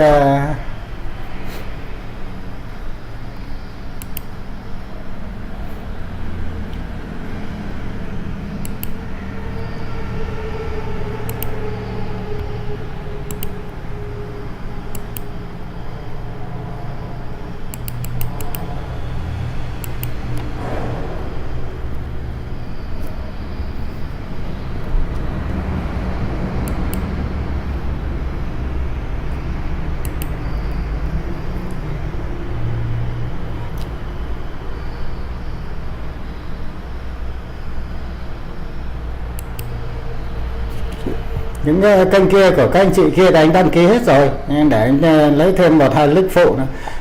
Một hai link nữa đăng ký thêm cho ấy link cho nó được nhiều.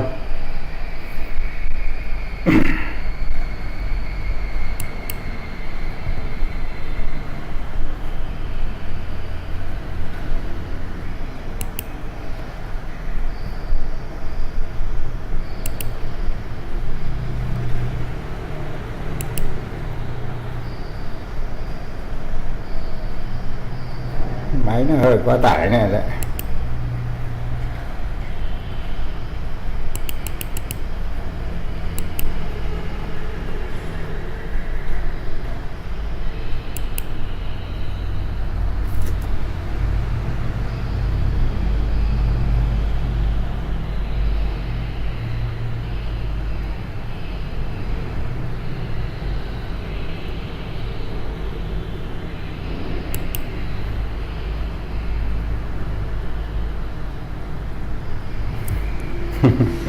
không không ăn chay rồi, không ăn thịt được.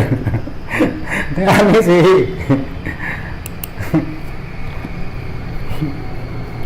Không ăn chay, không ăn thịt thì nên thế ăn cá hả?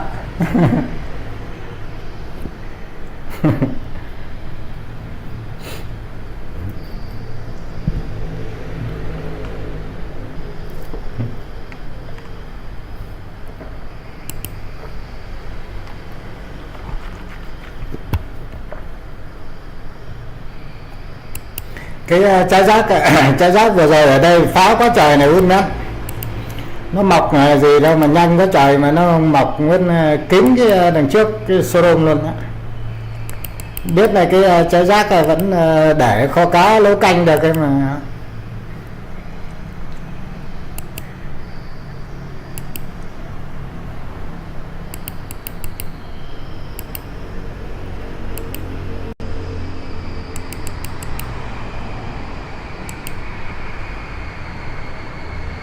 Nhưng mà vẫn cứ phải phá đi.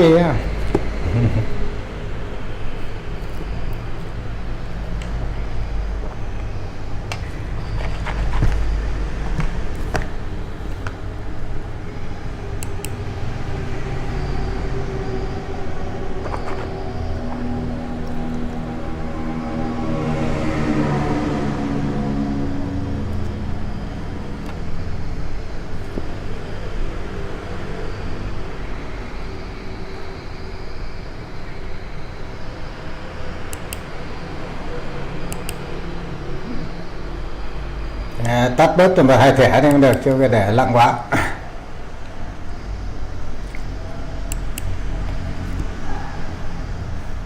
Đi Banju biết là có cái video mới rồi này này.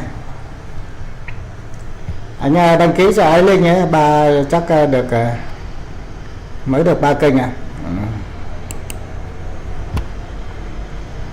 Để rồi mai mốt thì đăng ký lại cũng được, chứ không đi đâu mà gấp. Đi Banju sao là cái bữa nay video xóa rồi mất tiêu cho nào.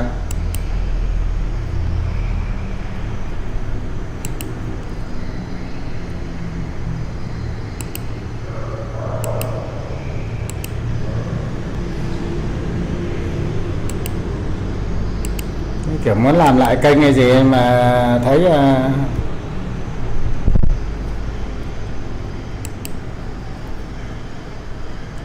xóa video đi hết rồi.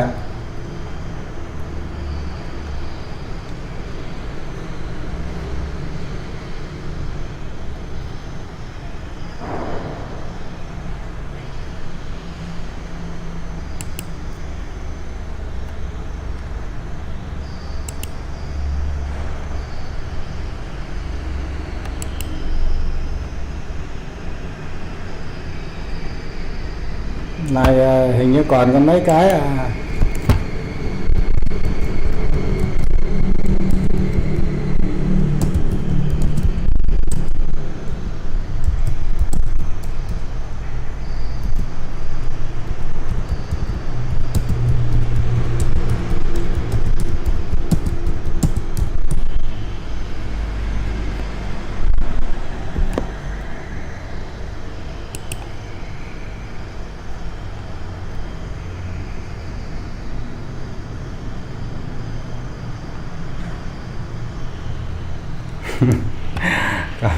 có video nào của bà đã để chứ này thì cần làm like rồi, không có chịu làm video mới ở trên á. Musi alam ya adu baju.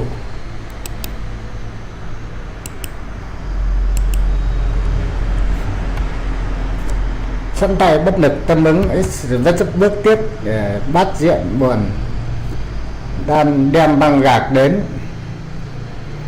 Nó có dịch trực tiếp luôn này này.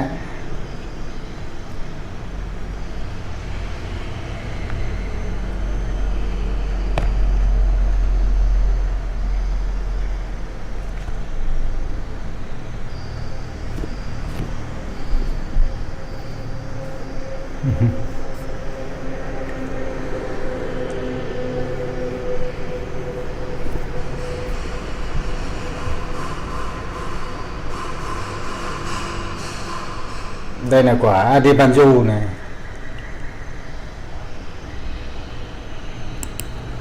Có út nán, có cái trái giác của sao cái này lâu chứ ta.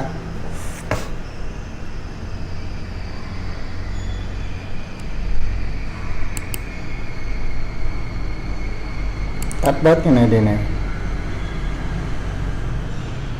Đây video của Adibanju này.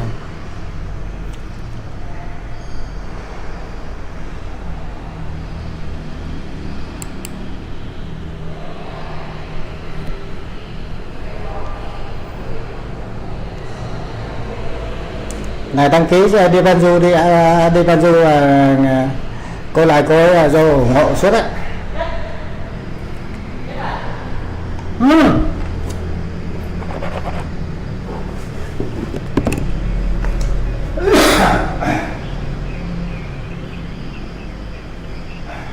Nó làm đấy, uống thuốc vào.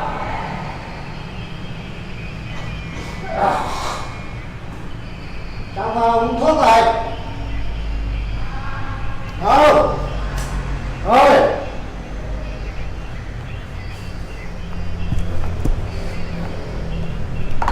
Giờ này mà mấy đứa nó ngủ rộng.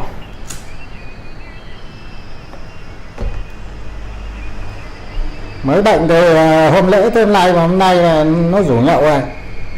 Nhậu vô chắc tiêu luôn á. Rồi cảm ơn em nhiều nhé. Rồi ok em đã chịu khó đi giao lưu đi, xong nhớ để cái đường link này cho anh em người ta dễ người ta đăng ký link. Nãy anh mới đăng ký được cho em có 2-3 kênh thôi, nhưng mà để anh sẽ đăng ký thêm cho 1-2 kênh nhé cho nó đông.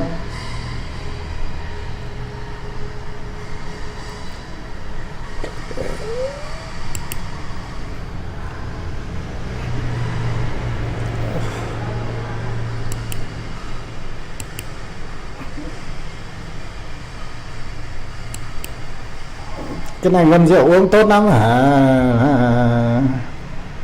Hút men.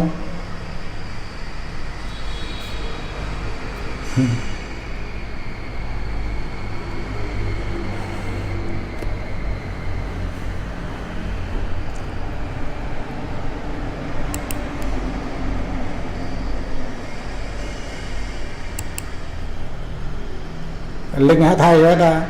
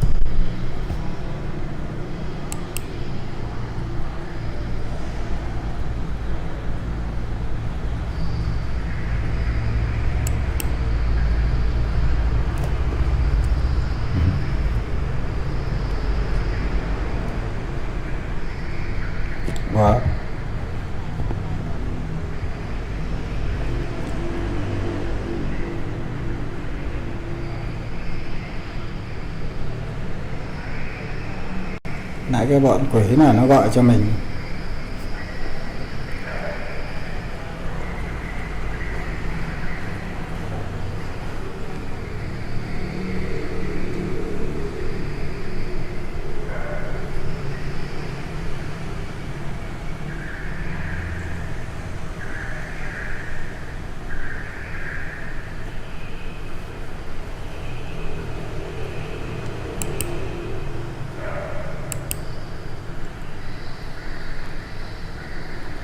Lên chạy tốc độ lên này để cho nó nhanh hết video, đúng không? Quay link rồi mà ta.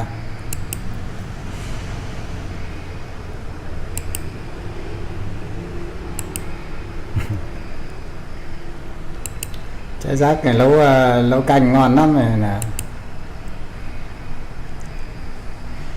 Đó. Cái trái này ăn nó ngọt ngọt này. Đẹp dáng đẹp da luôn.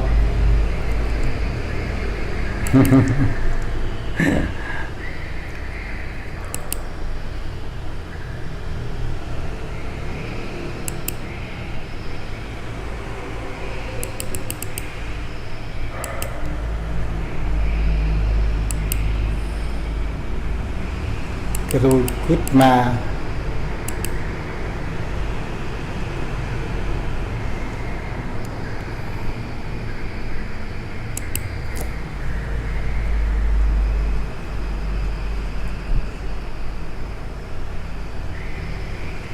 Đấy, cả nhà vào đăng ký cho Út Mén nhá. Các loại thực phẩm rất là bổ. Vừa bổ, vừa béo, vừa đẹp da, đẹp dáng.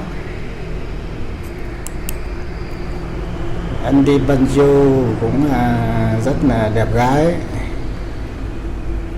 Mỗi tội không có làm video mới.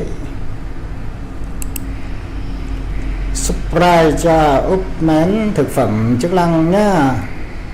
Thực phẩm và sức khỏe xanh.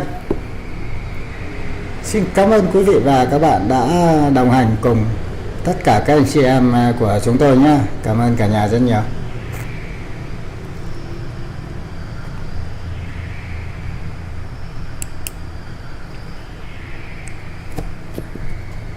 Cái mạo hút thuốc này đây nó có trừ không vậy?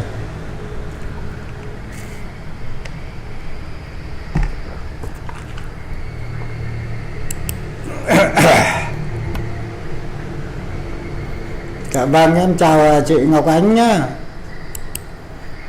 Sáng này phát này trục trặc quá trời chị. Mặc cái áo xanh vào cho người đẹp Sài Gòn, cho nó người đẹp Sài Gòn cho nó đẹp gái rồi nhỉ.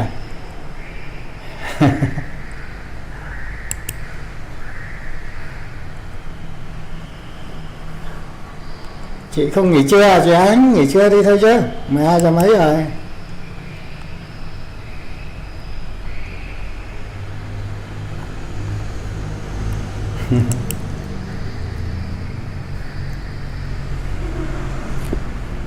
Của chị Ánh là em đăng ký hết trơn này đấy, chả còn kênh nào mà chưa đăng ký cho chị nữa. Có bao nhiêu tài sản là đem ra hết rồi đấy.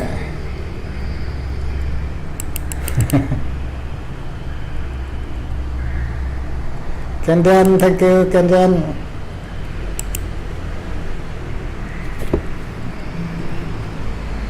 Hello my friend.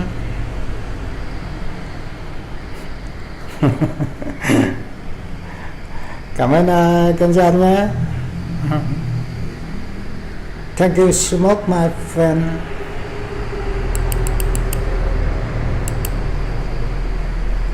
Sáng phát rồi nó cứ trục trặc hoài rồi cuối cùng loay hoay mãi mới phát được tí này thì không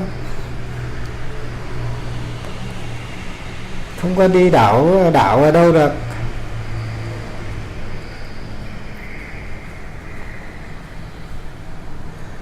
Xem của Kenzen cái gì mới nào.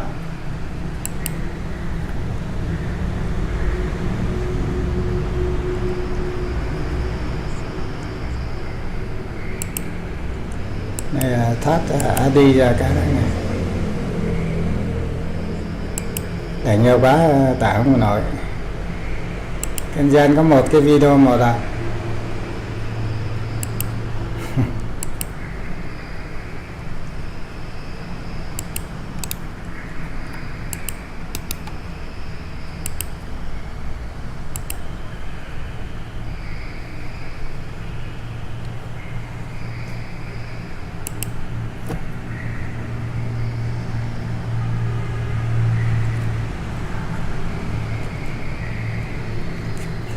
Anh bạn Vincent này vô là thấy chào bằng tiếng Việt không ạ?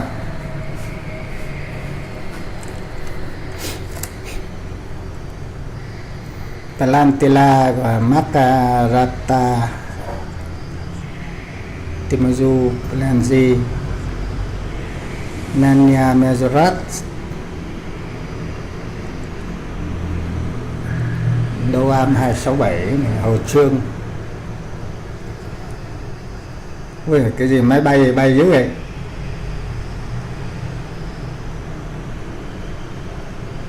Kiên Giang có cái video máy bay bay quá trời ạ. Cái kênh mới này của chị Ngọc Ánh có cái video nào chưa?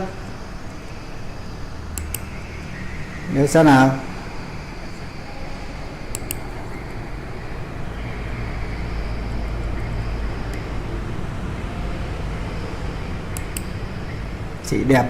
Chị đẹp Sài Gòn này sao nào, hay là vẫn có mỗi quả dừa vàng để hoài? Đúng, có quả dừa vàng để hoài.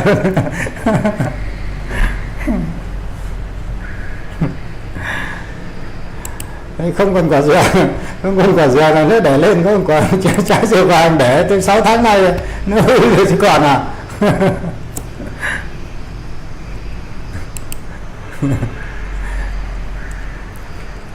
Hả chị? Có sao cái này chưa bình luận nữa rồi. Cái này em xem mấy kênh kia biết.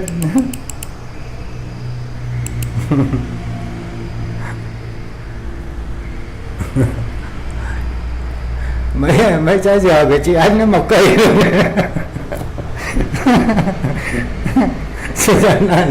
Vâng. Sao mà cái video này xem đi xem lại mấy lần rồi mà chắc mấy kênh kia xem quá.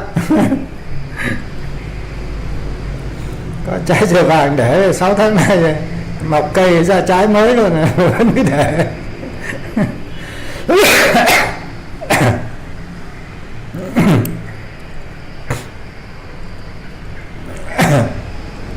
Xem còn ai like nữa nào. Sống tốt mỗi ngày này.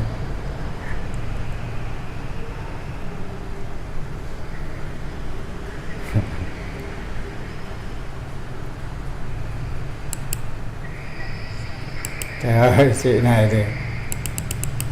chị này chị lo bán vàng là do người bạn bên Nhật này xem nào. Nhật Bản này like suốt này. Dạ.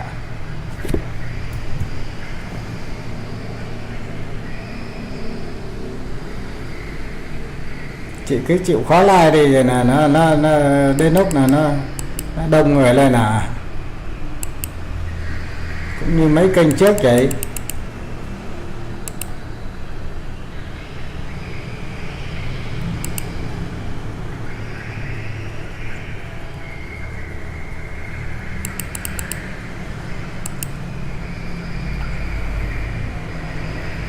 Đó, cảm ơn nhé chị Ngọc Ánh, chào tất cả nhà.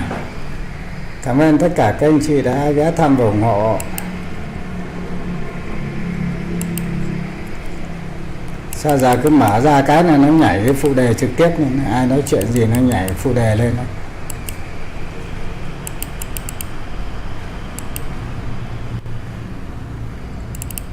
Các cái kênh của bạn ở bên Nhật kia là like lúc nào cũng có tiếng của trẻ em nói chuyện cái gì á, như kiểu ở nhà ấm cháu cái gì mà suốt ngày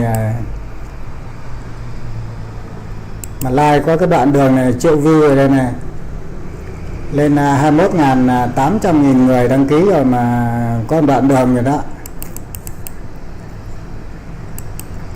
có đoạn đường ấy, lâu lâu tiếng của trẻ em nói chuyện léo nhéo vô, mà lên nghĩa là tới gần 22.000 đăng ký rồi đấy. Rồi còn ai bên này nữa không ta? Amifin.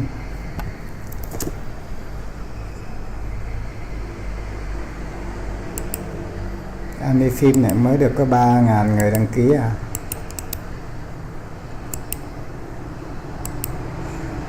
Mới 3.060 người, 6 mấy người.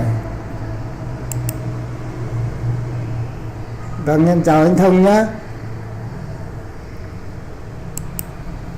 Chúc anh rể buổi tối vui vẻ nhé. Buổi trưa vui vẻ nhé.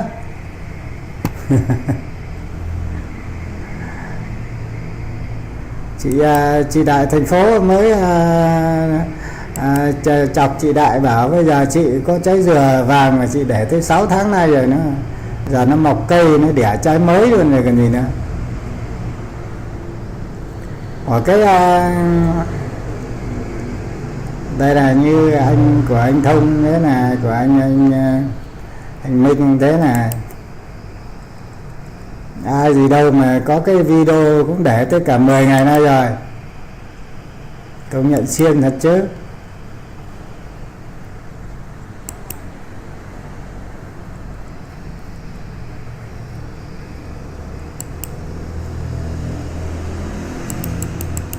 Đi của như là ai vào để còn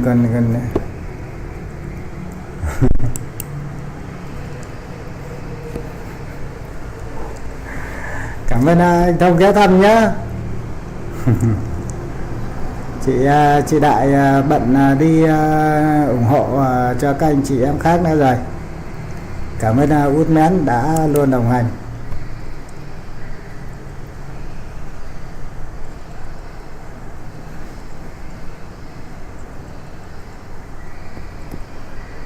Anh Thông ca cổ hay quá, em ca cổ không được anh Thông ơi. Giờ ca giờ nó không có hơi, cái nhạc nó mất hơi rồi, chứ đừng nói tới ca cổ.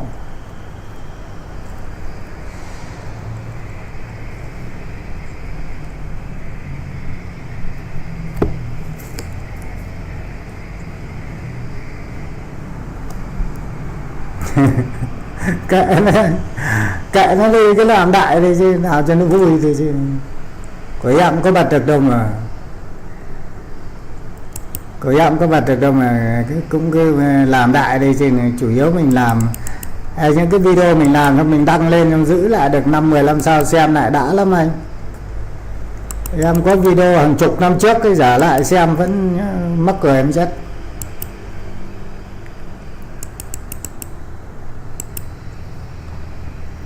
Là cô chủ nhà này đi đâu mất tiêu rồi.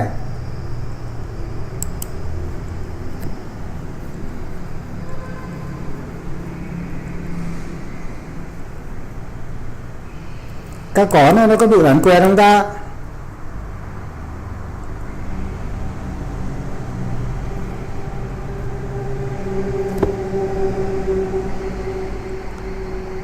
Con đường kể từ đây mình chôn vùi kỷ niệm, chuyện đôi mình hãy cố mà quên.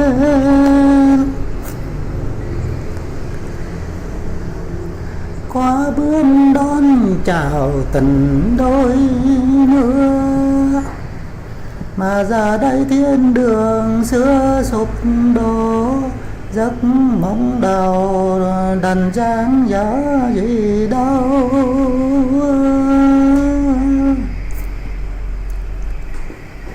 Câu này là câu mấy nhỉ anh Thông?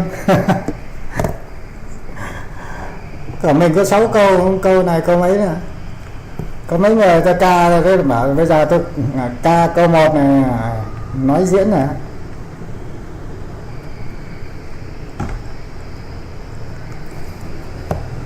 Nói diễn nói lối hả?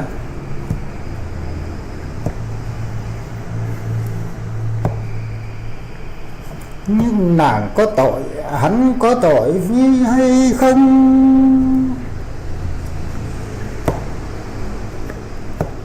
Hát thì có bản quyền hết à?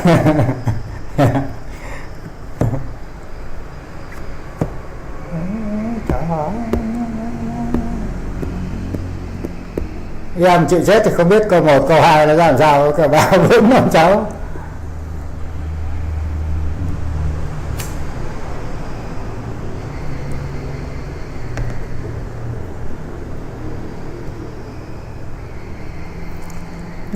Có gì đâu mà nhà ngươi phải tròn, cứ giết ta rồi thì hôn lễ được yên dung. Ông ấy lại ra điều anh ta quyết định con đường nào anh đã chọn cho. Hết nổi rồi.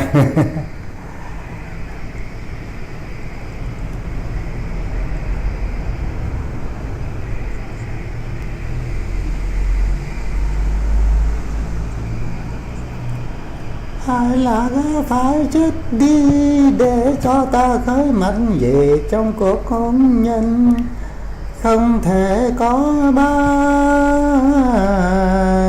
người.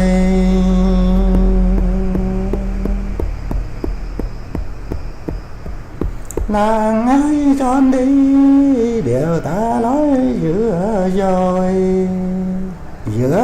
rồi đạo lý thì ta cũng đành trở lại kiếp cô đơn.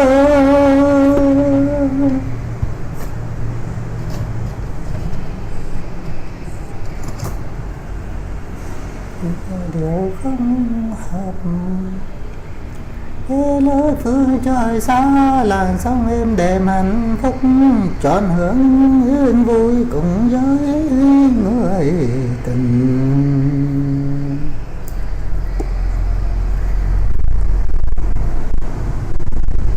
Dù biết rằng tôi còn yêu anh ấy,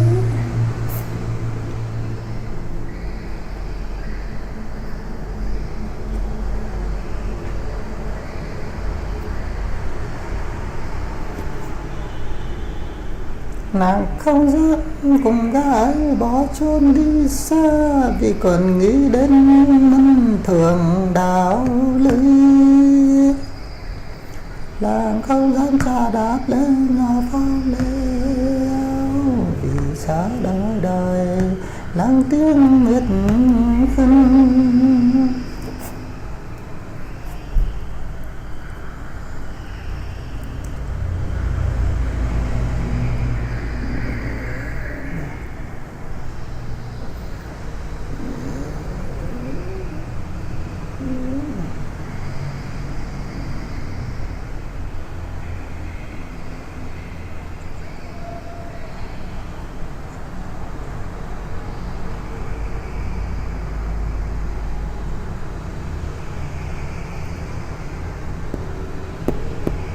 Rằng đánh mất mùa xuân còn hơn thấy mùa xuân đến mà sao chất trong không biết tuổi nào nuôi.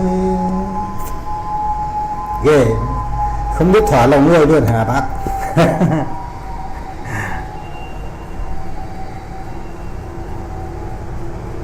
Rồi còn 2 phút nữa là bắt đầu tới giờ giao dịch. 2 phút nữa em sẽ chuyển sang khu vực màn hình của thị trường chứng khoán Việt Nam. Các chị An này like cũng mạnh thật chứ, like ngày nay đêm luôn, like giỏi ghê luôn á. Cô Tuyết này cũng thế này, Tuyết này cũng thấy like suốt luôn.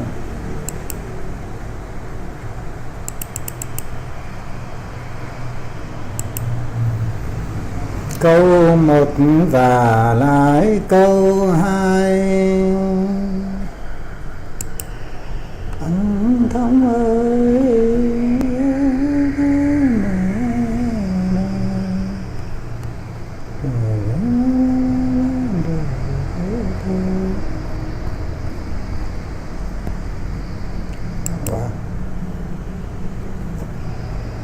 Chị ái nói tiếng Nhật đấy. Tiếng Nhật Bản này, ở Nhật Bản cái đường ở Nhật Bản mà video triệu view này, thấy không? 4 giờ trước, phát 4 giờ trước.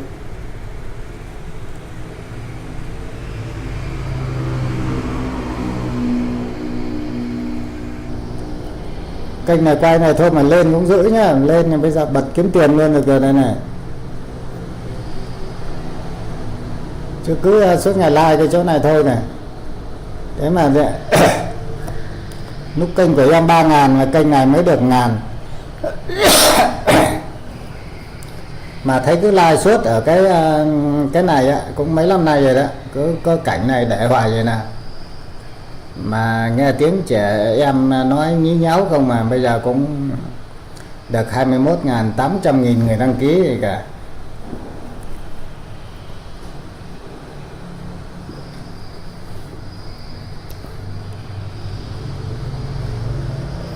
Cái này cũng cái đoạn ngã ba này cũng triệu view ấy.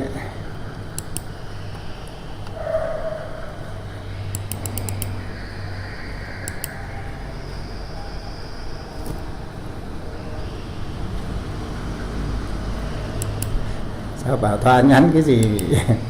Anh Nguyễn xóa tin nhắn nữa rồi.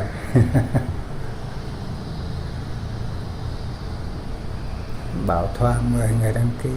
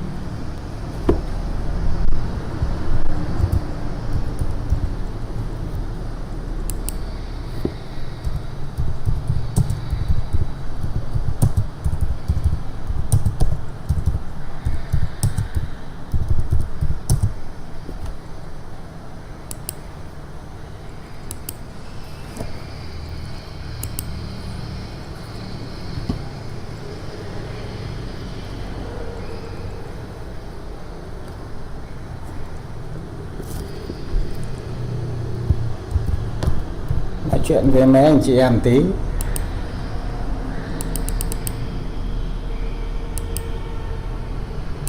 Phong Huỳnh Thanh, Đỗ Khắc Huy,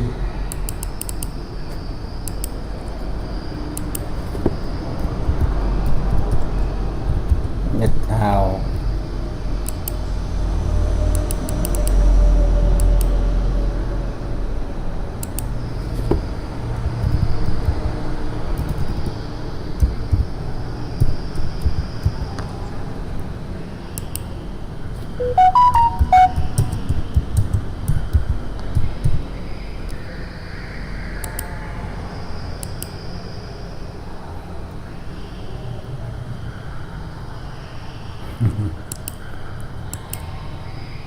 nhạc nữa. Nghe thấy nhạc cái là thấy ớn này.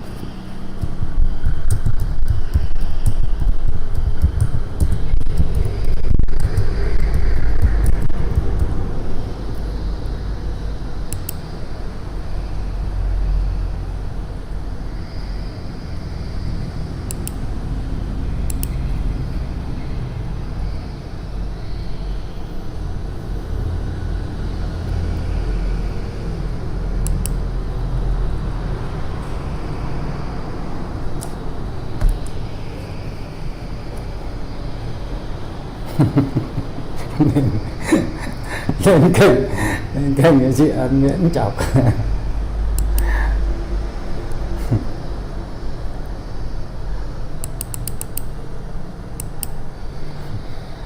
Biến úp video. Đấy, tới giờ làm việc.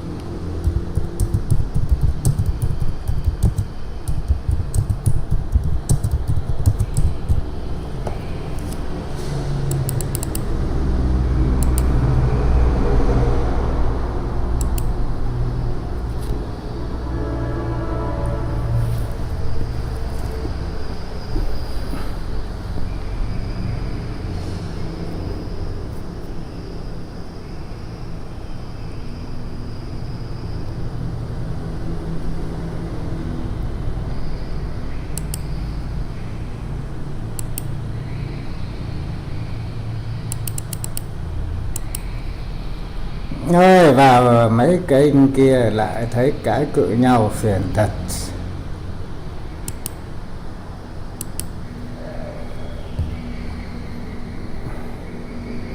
Rồi tới giờ làm việc. Đó, hiện tại là bây giờ thị trường đã bắt đầu đăng lên từ 1806 lên 1815. Như vậy là các anh chị nào mà có một cái vị thế mua ở vùng 1807 06 này thì các anh chị cũng đã được, khi mà bán ở đây là các anh chị được lên 1817 này thì các anh chị đã chốt lãi được 1 triệu đồng. Và từ 1817 này các anh chị bán xuống tới 1813 thì các anh chị chốt lãi 1813 thì các anh chị được 400.000 nữa. Như vậy các anh đã được, chị đã được 1,4 triệu kể từ lúc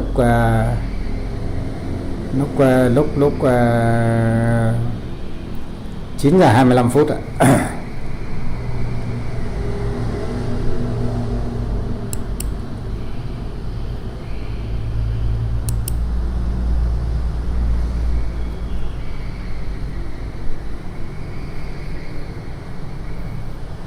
Thẻ này như là nó lên cũng khá là nhanh nên là mình làm chậm tiến độ. Hiện tại như giờ thị trường đang còn lại 1634 điểm. 1634 điểm và đang giảm so với phiên qua là 2,72 điểm. Và chúng ta có thể thấy nó giảm ở đây là 0,17%.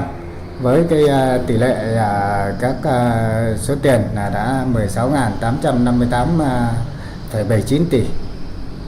Với 558,798 cổ phiếu đã được sang tay.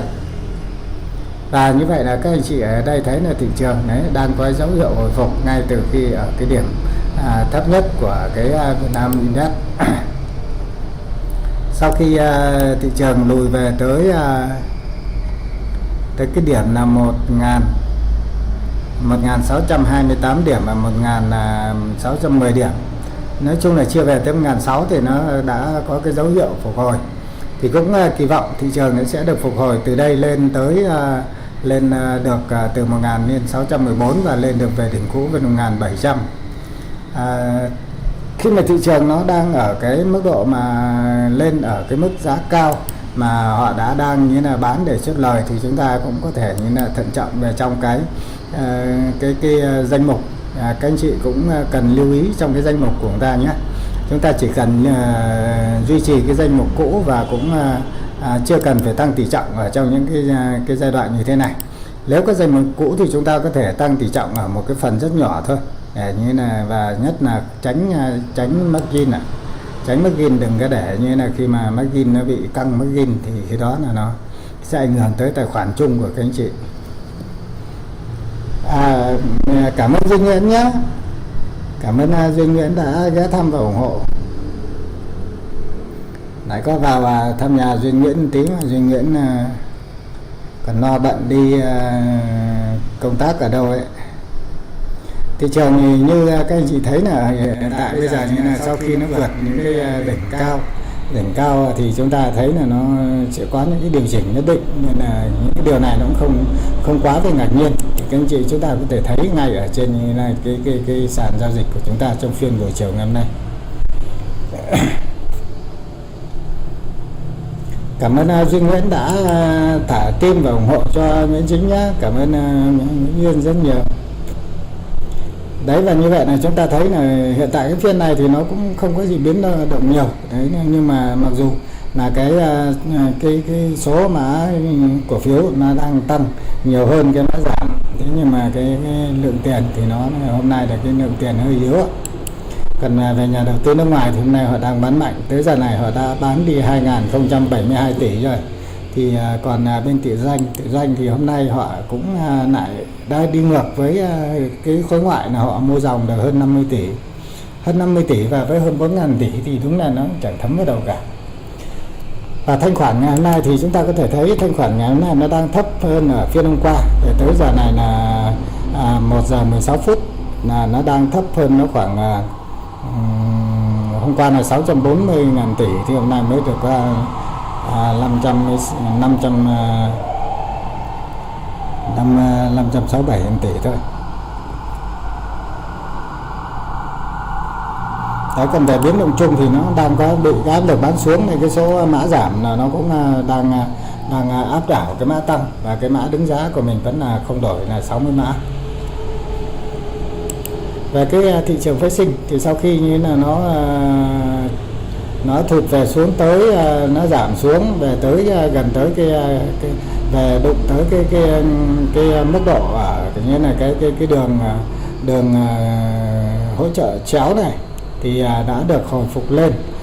Khi mà hồi phục lên ở cái điểm này thì chúng ta thấy là khi mà cái điểm hồi phục lên của nó là đây, nó vào tầm khoảng 1800 thì khi mà nó hồi phục lên tới được 1817 điểm thì chúng ta thấy là nó cũng có cái dấu hiệu là nó lại bị bán xuống. Thế nhưng mà để giao dịch linh hoạt thì các anh chị cũng có thể đã chốt lời được ở khu vực như thế này.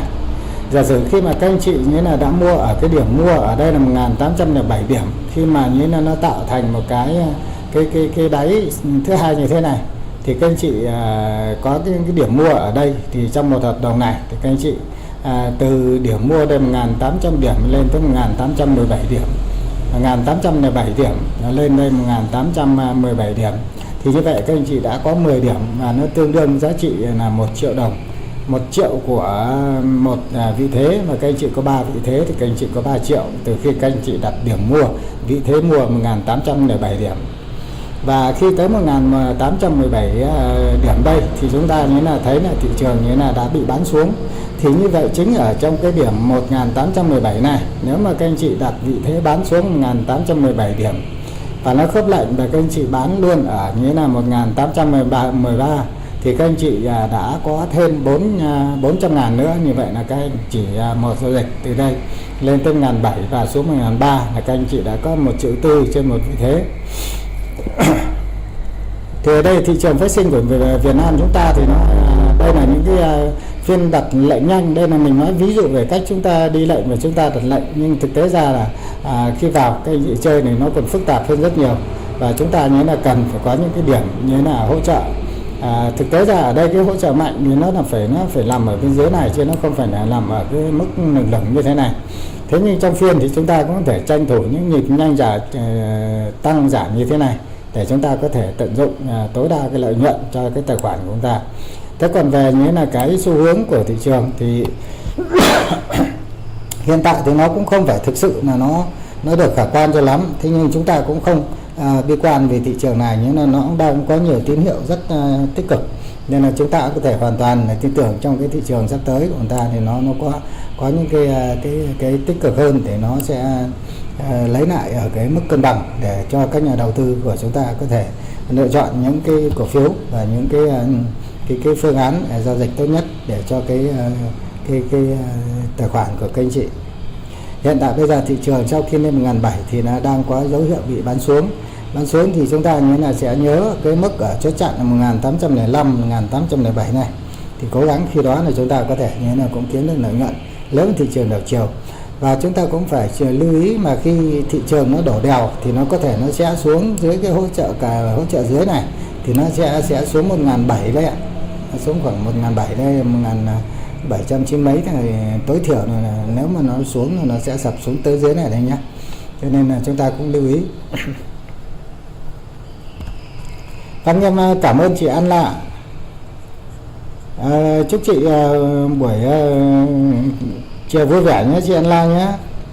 Duy Nguyễn hả? Anh đang xem trên thị trường chứng khoán Duy Nguyễn này. Trên thị trường chứng khoán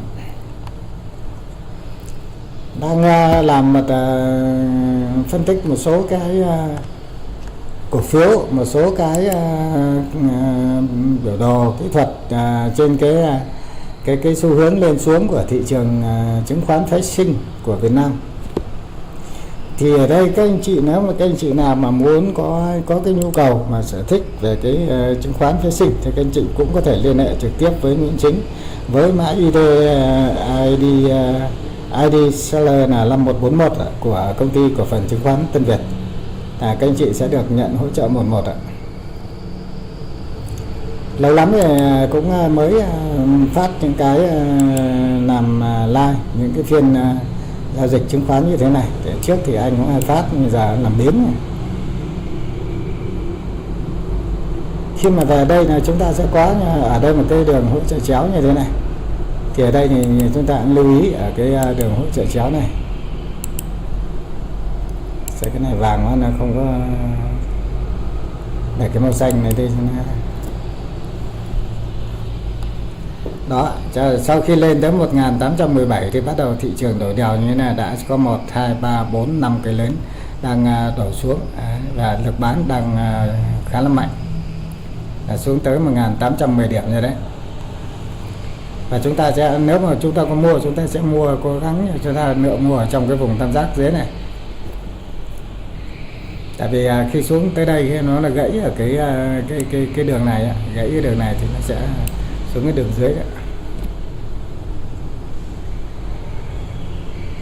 Dạ vâng. Chúc chị một ngày mới vui vẻ chị online nhé. Một ngày mới luôn vui vẻ và nhiều sức khỏe, luôn luôn vui vẻ và đạt nhiều những cái điều tốt đẹp cho gia đình và xã hội. Cảm ơn chị rất nhiều. Thì khi các anh chị em của chúng ta đấy vào trong cái lúc thị trường nó đang có cái dấu hiệu mà khi mà thị trường đã tăng nóng trong mấy phiên trước rồi, thì bây giờ nó đang là có cái dấu hiệu chốt lời, thì những cái này thì nó thực sự là chúng ta cũng yên tâm thôi, chứ thị trường này thì nó còn lên được nữa. Thế nhưng có điều là chúng ta phải chờ đợi. Ở đây các mã như thế này để chúng ta cần lưu ý, thì chúng ta cần những cái mã, giả sử những mã dài hạn như là VCB này, hoặc là một số mã dài hạn khác, thì chúng ta có thể lưu tâm để chúng ta như là lựa chọn những mã dài hạn. Và những cái mã mà ngắn hạn như là MBank hay là BIDV chúng ta cũng có thể đưa vào dài hạn, và như là cái thằng MBank hoặc là Thế Giới Di Động chúng ta đưa vào dài hạn cũng được. Thế nhưng có cái là trong những cái nhịp như thế này thì chúng ta cũng chỉ cần mua ngắn hạn nữa. Trong cái thời gian ngắn hạn thì các anh chị luôn lưu ý về cái nguyên tắc bảo vệ tài sản nhé. Chúng ta cũng đừng có tham quá. Các cụ bảo rồi, thường là tham là thân ấy, nên là chúng ta cố gắng chúng ta đừng có để gì. Và cái mã SSI này là chứng khoán công ty cổ phần chứng khoán SSI này, thì chúng ta cũng có thể đưa vào làm cái làm tài sản dài hạn. Khi vào cái tài sản dài hạn thì chúng ta như là đưa SSI rồi thì cũng rất là tốt. Đây là công ty cổ phần chứng khoán SSI.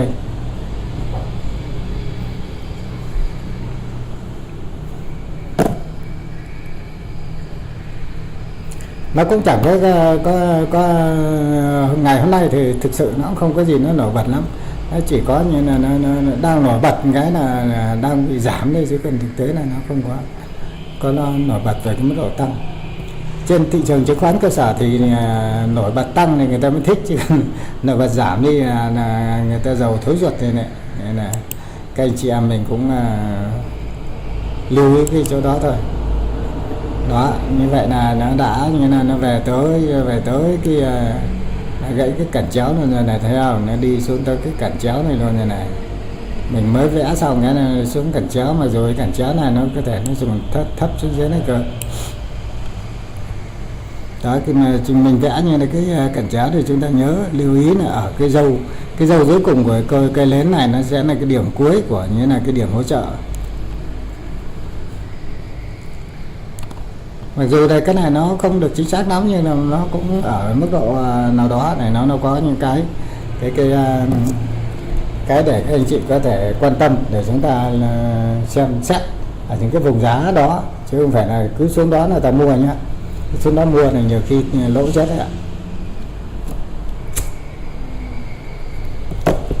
Thì đây những cái vùng giá này là nó đang có dấu hiệu nó hồi phục, nó hồi lên, thì những cái chỗ này thường nó sẽ có những cái điểm cản, điểm hỗ trợ thì khi tới đây rồi thì chúng ta như này xem xét để chúng ta có thể đặt những vị thế mua. Khi mà đặt vị thế mua ở đây thì khi mà nó lên tới trên này thì chúng ta có cơ hội chúng ta chốt lời. Thế còn nếu mà không thì nếu mà nó xuống nữa là chúng ta đặt vị thế mua ở đây, chúng ta quan sát kỹ đặt vị thế mua ở đây ạ. Mà nó không lên mà nó xuống, nó lên tới đây thì ta có lãi này, đúng không? Thế nhưng mà nếu giả sử ở đây nó không lên thì chúng ta mua ở đây mà nó lại tụt xuống dưới này nữa thì những cái chỗ này thì chúng ta sẽ bị lỗ ở đây. Đây là những cái là cái tối thiểu nhất ở trong giao dịch chứng khoán.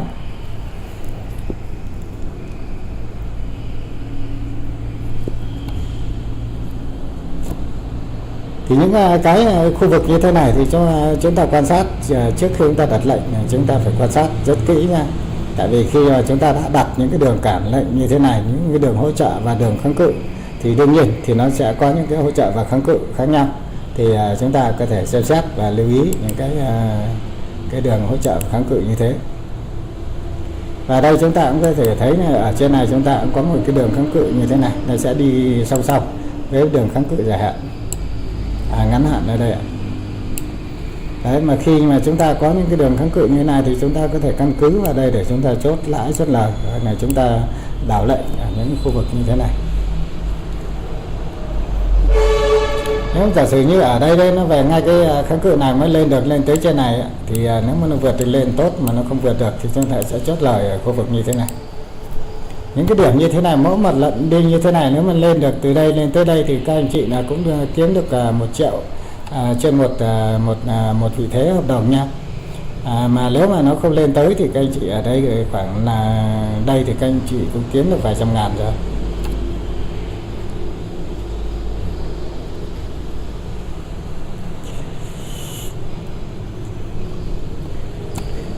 Thì nếu mà thị trường ấy, mà nó tốt ấy, nó tốt mà nó lên được theo cái xu hướng đi lên như thế này thì chúng ta như thế nào, chúng ta đặt vị thế mua, còn nếu không thì chúng ta phải đặt vị thế bán.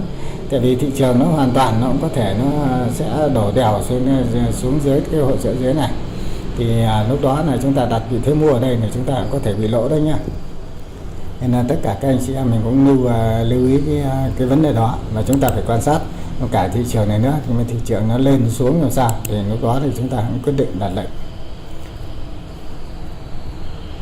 Hiện tại bây giờ như là ở Việt Nam Index của chúng ta là cũng đang giảm xuống còn có 1629 thôi. Đấy, nó không khả quan lắm. Còn về cái VN30 của chúng ta là nãy lên được 11 mã tăng, bây giờ chỉ còn có 6 mã tăng thôi và 21 mã giảm và 3 mã đứng giá.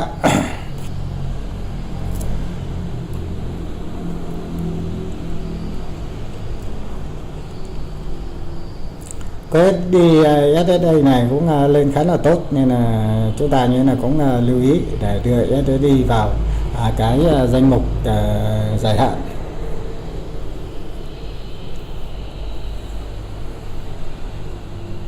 Dạ vâng, chị Anna, anh Thông chào chị Anna, chúc chị nhiều sức khỏe. Anh Thông chào Duy Nguyễn.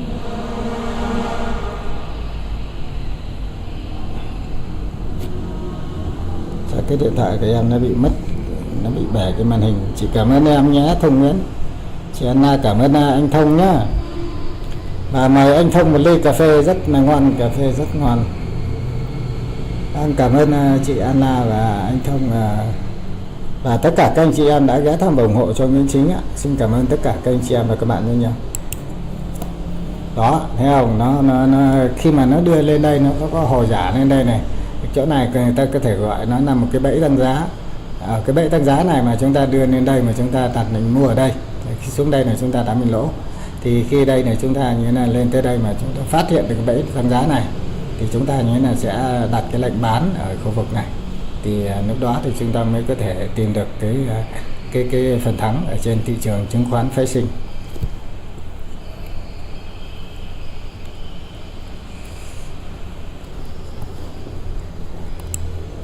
Ở đây là những cái kiến thức rất là cơ bản thôi, nên là chúng ta như là các anh chị em mình cũng lưu tâm những cái chỗ như thế này.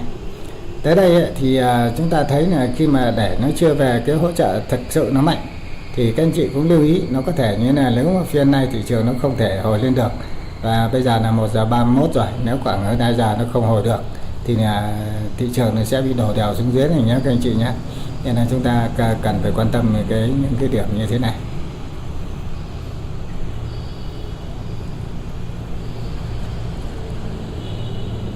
Đó, khi mà xuống đây thì cái lực mua này đang bị được đẩy lên rất mạnh này. Đó, khi mà xuống dưới cái là thị trường khi xuống cái nền giá thấp thì lại cũng có một số mã này bắt đầu tăng giá lên. Đó, nên là chúng ta như là có thể xem trong cái thị trường kỹ càng ở trong cái thị trường cơ sở. Trong thị trường cơ sở nó ảnh hưởng rất nhiều tới thị trường phái sinh, và nó cơ bản là nó sẽ ảnh hưởng tới thị trường phái sinh. Còn thị trường phái sinh thường thường nó sẽ đi trước đón đầu. Trong thị trường phái sinh đi trước đón đầu, giả sử như thị trường cơ sở của chúng ta mà nó chưa kịp lên, thế nhưng mà phái sinh nó đã lên trước rồi đấy, nên là tất cả các anh chị em này cũng lưu ý. Đấy, khi mình xuống tới đây khá sâu cái là nó có lực nó hồi lên này nhá. Đó, lực nó hồi lên này. Con cây nến này đang được đẩy lên.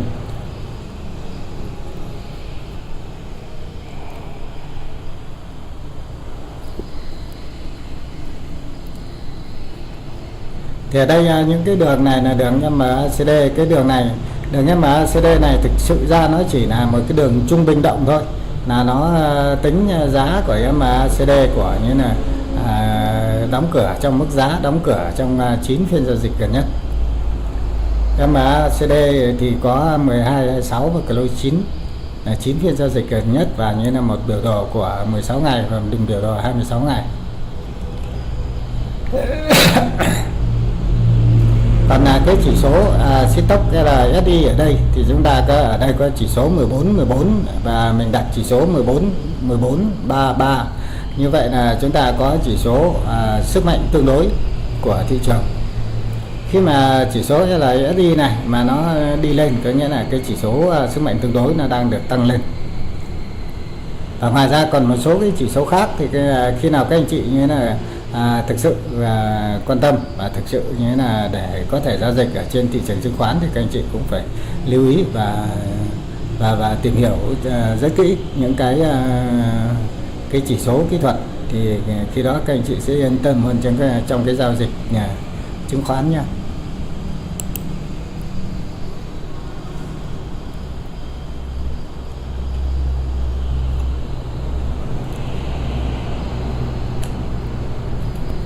Hiện tại bây giờ như là thị trường của chúng ta là đã giảm 220 mã giảm và có tăng với được 93 mã tăng thôi, và 55 mã đứng giá. Về cái chỉ số về cái tác động tới như là cái thị trường index thì chúng ta thấy là chỉ có Ngân hàng Công thương Việt Nam là CTG là đã góp vào như là điểm số tăng là 0,85 điểm, và BSR là lọc hóa dầu Bình Sơn đấy là góp vào được 0,78 điểm, và MB Bank là ngân hàng quân đội là góp vào được 0,64 điểm, và sau đó là Techcombank và HVN đây là tổng công ty hàng không Việt Nam đấy, Airline đấy.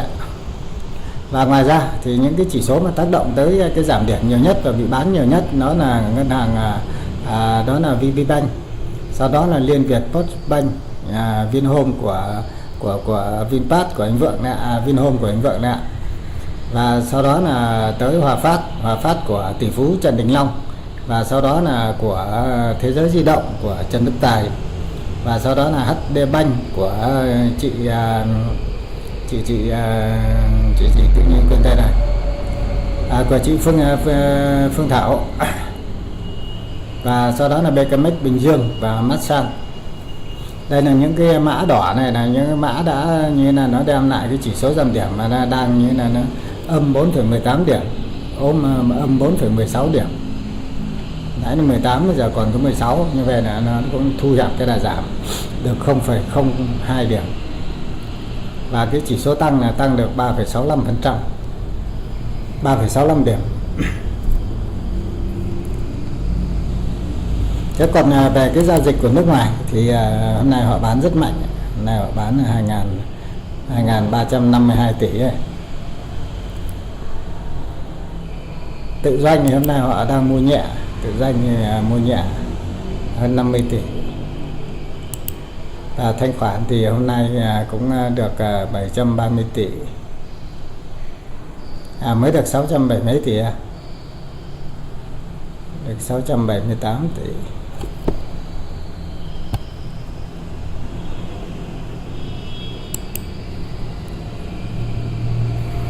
Đấy, thị trường nó đang cố gắng nó kéo lên và đứng ở mức 8 này, mức 8 tăng thì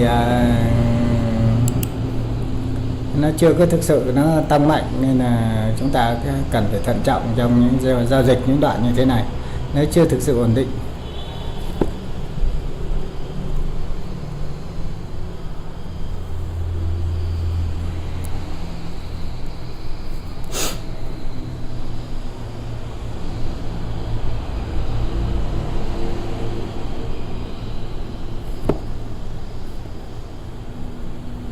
Vâng, một lần nữa em xin cảm ơn tất cả các anh chị em các bạn đã ghé thăm và ủng hộ cho Nguyễn Chính ạ. Xin cảm ơn tất cả các anh chị em và các bạn rất nhiều.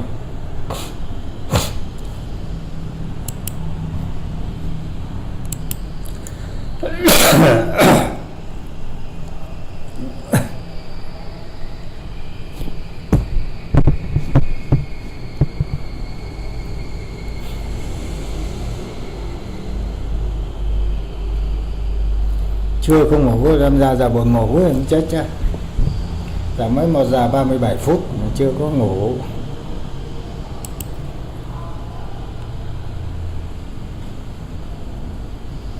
Có một những cái số mã cổ phiếu mà nó chưa được tăng, nó chưa được giảm, chưa tăng nhiều.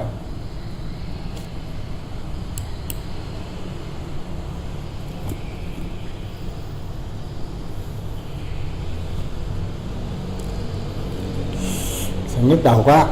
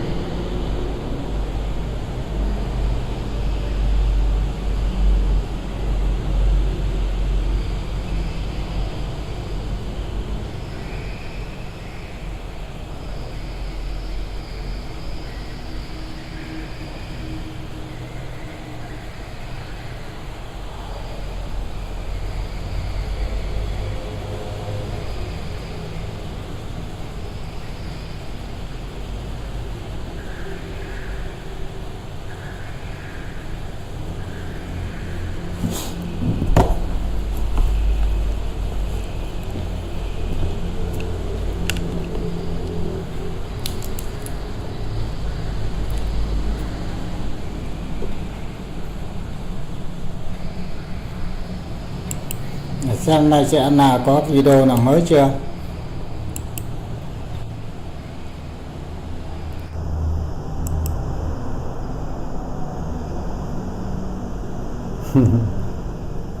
Sẽ là có cái hình nền đẹp thật.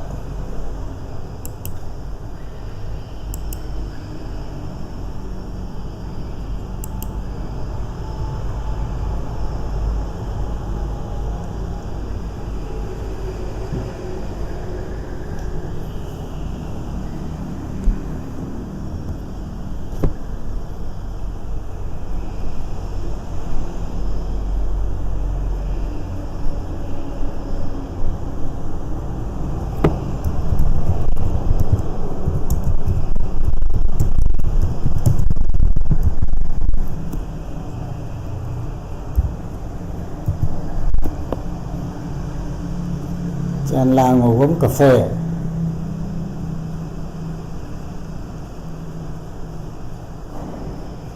Đường phố ta rộng nha, rộng mà thoáng đãng, không phải như Bình Minh. Đường phố gì đâu mà nó quá trời.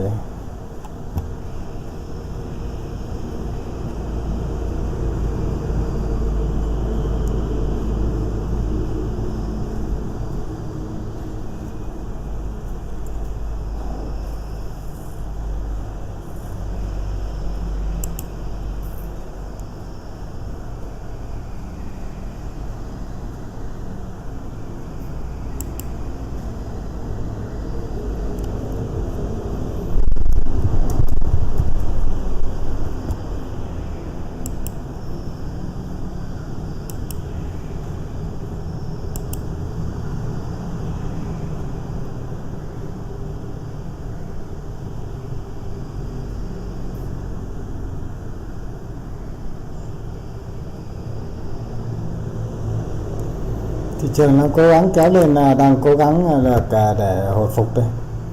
Lên bây giờ lên được thêm một mã nữa là 8-9 mã rồi.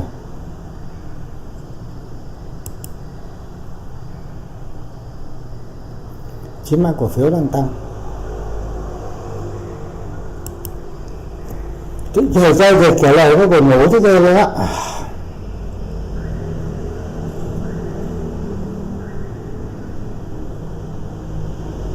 Lên thì lên nào vào đây, lên mạnh này, xuống luôn đi.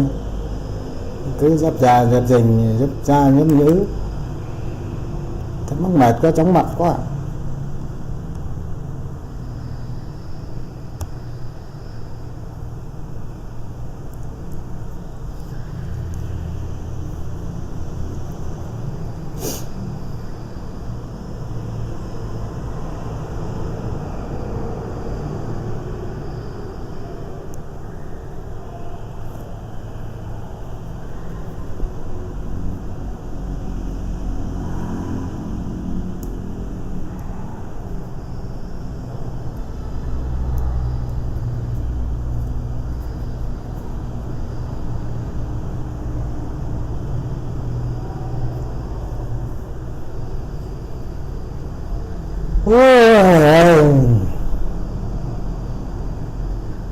Giao dịch thì buồn ngủ à.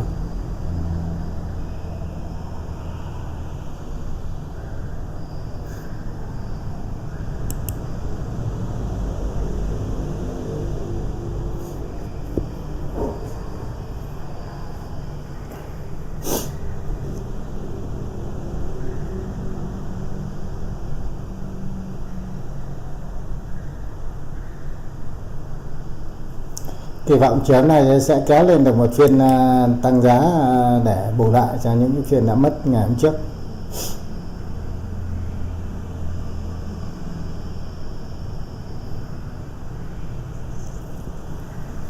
Bây giờ là 11 nó tăng rồi.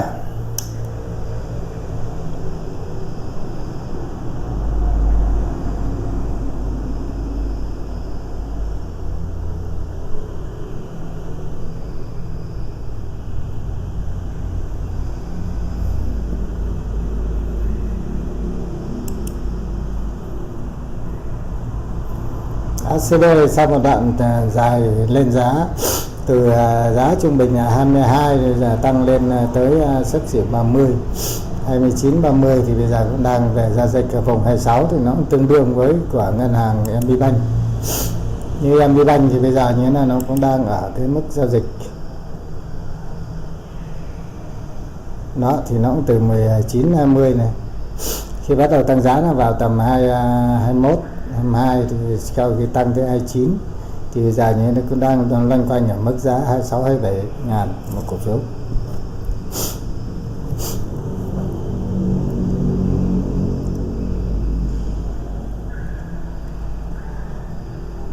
Trường giao dịch buồn ngủ quá.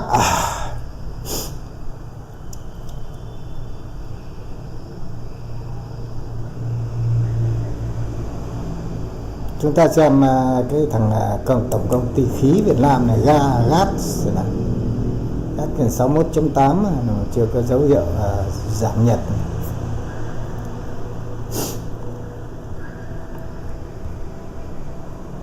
GAT cũng đang như là đang chịu áp lực bán xuống. GAT này bán xuống giờ 61 này nó xuống dưới, xuống dưới cái hỗ trợ 62 rồi. Giờ còn 61.8 này. Giờ có thì mua thêm một ít của GAT này cũng được này. 61.8.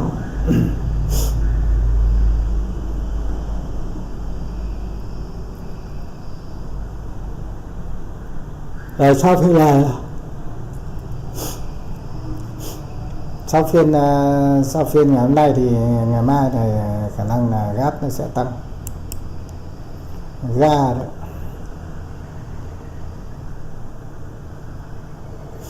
PNX, tập đoàn xăng dầu Việt Nam 35.45,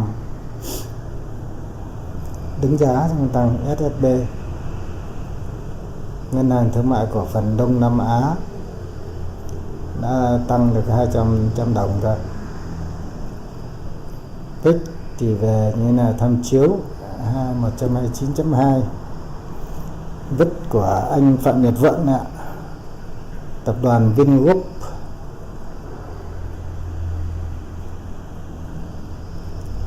Vinhome thì sau một hồi về tới 99.700 thì bây giờ tăng lên 101.300 nhưng vẫn dưới thấp hơn giá tham chiếu một giá.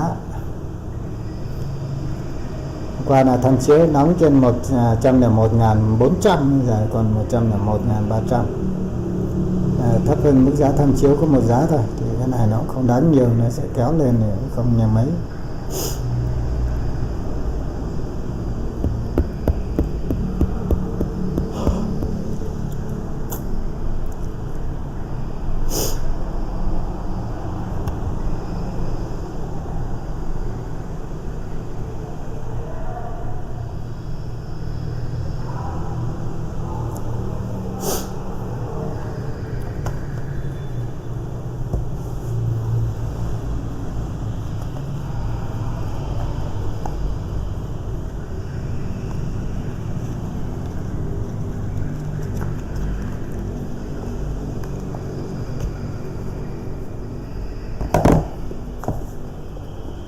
Ôi, thị trường giao dịch rất buồn ngủ.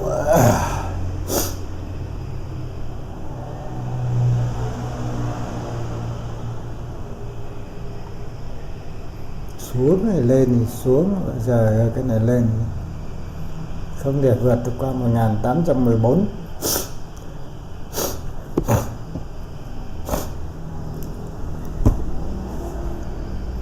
Ngày hôm nay nó xoay cho nhà đầu tư chóng mặt luôn.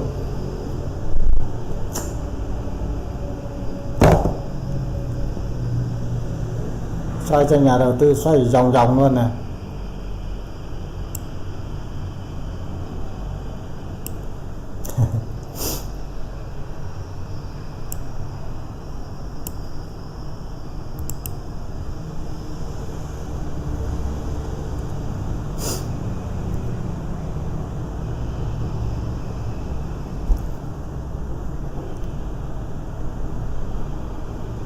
Dạ vâng, em cảm ơn chị Anna nhé.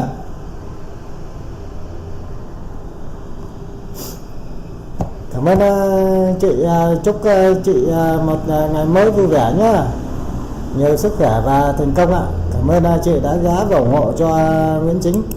Cảm ơn chị rất nhiều.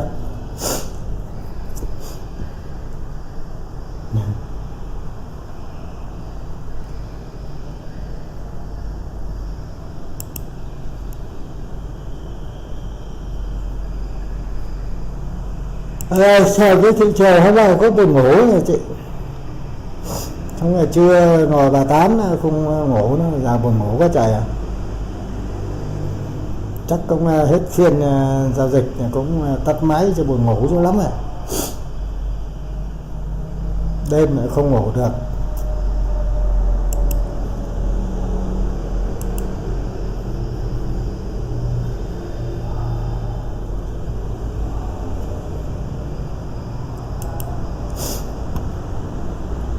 Kênh gì đâu mà mãi giờ mới lên được 7.450 người trời.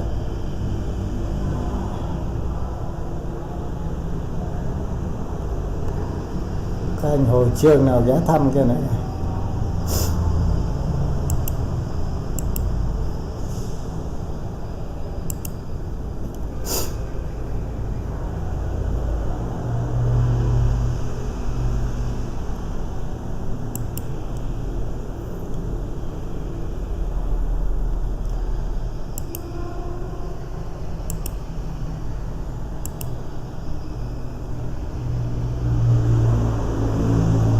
Hello, sao rồi?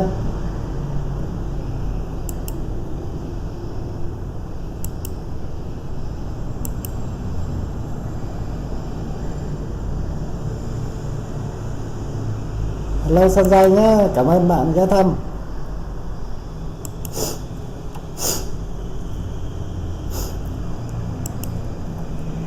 Đó, như vậy là nó đã bị về xuống tới 1.807 điểm rồi. Như vậy là cái đường hỗ trợ chéo này đã bị xuyên thủng.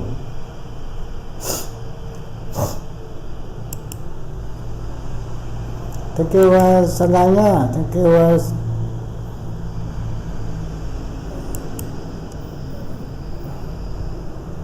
thank you so much my friend Sunday. Sunday with Kama.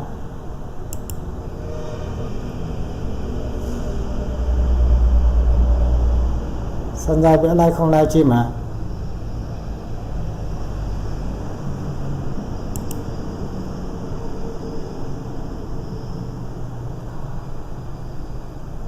Ui, Sunday hôm nay có cái gì nè? Nhớ ạ, Sunday làm cái động cơ này.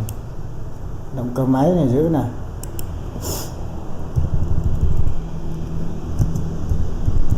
Rồi add Sunday. Giỏi ạ, anh chàng này giỏi ạ. Cảm ơn bé đang lớn nhá. Chúc em buổi chiều vui vẻ nhá.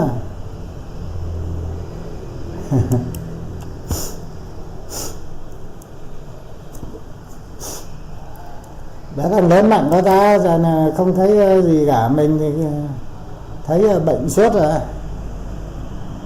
Chết dở luôn đấy. Xong của chị Anla này cho nhiều video mình chưa xem nữa ta.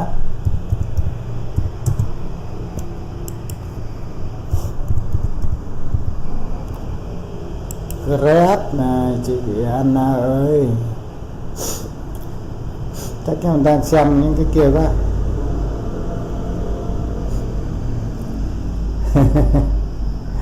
Dân chơi không sợ mưa rơi này em. Chia sẻ luôn cả màn hình luôn đi, chia sẻ cái gì cũng chia hết trơn á. Hack kênh à? Hack kênh anh đâu có sợ. Đem cả tiền lên đây còn không sợ, trên cái kênh ăn thua gì em. Mà hack này người lớn mới hack được, chứ bé bé đâu hack nổi. Mấy em bé bé hack không nổi đâu.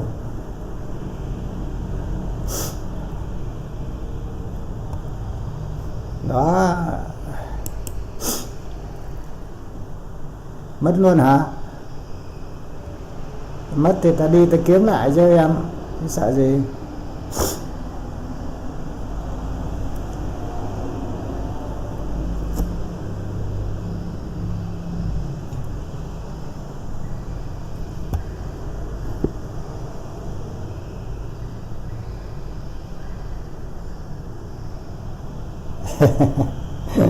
Vậy hả?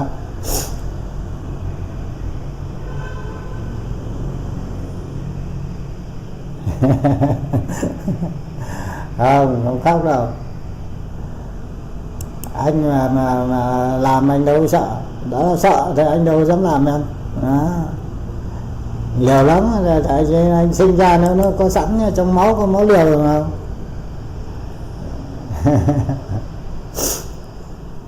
Đó, chia sẻ thẳng cẳng luôn này, thấy không? Lên đây này, đó. Đây là trong cái đó xem chia sẻ luôn kênh của em luôn này, xem nào mai mốt không mất rồi nhá. Đó, xem nào trong kênh nào bé nhất bắt đầu vào xem nè. Ủa sao úi dồi ôi. Sao mà nhà lắm xe thế này. Kênh hoàn toàn xe thứ dữ không nha. Dữ rằng là bé mà sao đi xe to thế.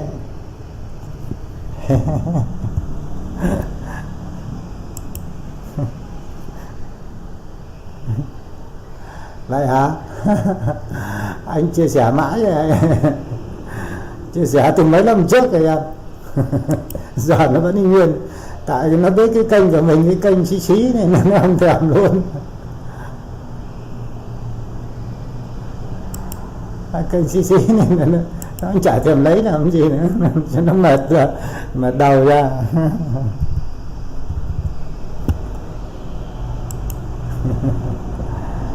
Sao hàng xóm hả? Sao hàng xóm giữ thiệt chứ. Hàng xóm là đúng là toàn hàng xóm đi xe thứ dữ không nha.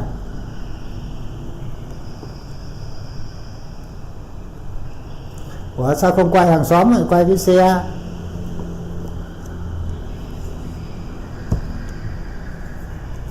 Hôm nay thì nói xem mẹ mèo béo vào đây, mẹ mèo béo hôm nay vào bình luận hôm nay đi xì phố rồi hả? Chuyên gian bé ơi, cà phê ăn sáng với chị rồi sướng như trời. Người ta đi xem xe đẹp cần được mời cà phê ăn sáng thì bố xua hết trơn nha. Dữ dằn hơn dữ dịch. Trong miền Tây có câu dữ dằn hơn dữ dịch. Xem còn cái nào không? Cái này coi rồi mà bé mà ăn cũng quá khá chứ. Đó. Đây này, mình có vào mình xem, mình coi, mình bảo bé mà cũng ăn cũng khá quá chứ.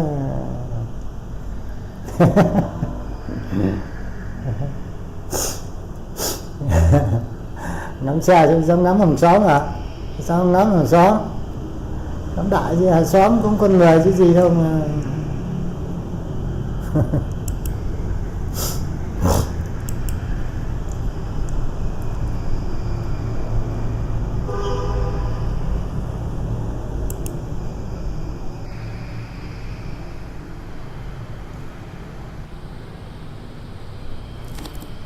Ai cứ tưởng như là phụ nữ nên là có cái tính cộng đồng cao nên là ngắm hàng xóm như thực đã chỉ có mỗi bọn anh có tính cộng đồng cao thế rồi ạ.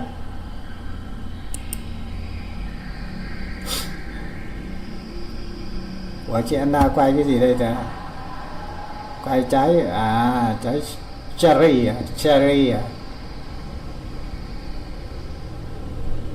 Bước qua phố vắng của chị Anna.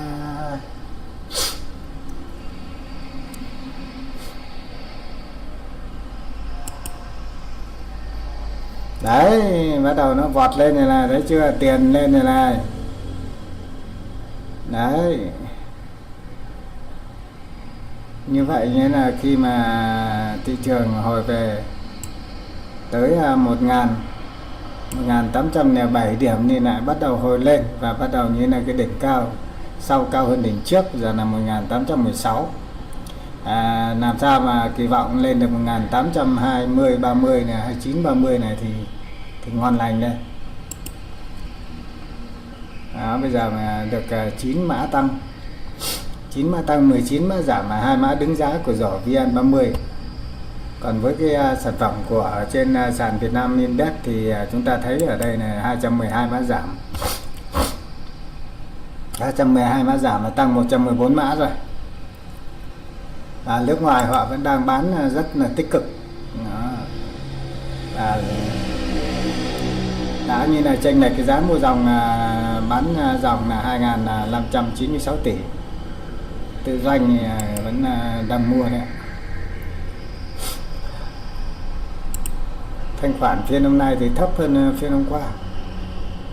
Đi mức bình quân thì vẫn thấp hơn phiên qua.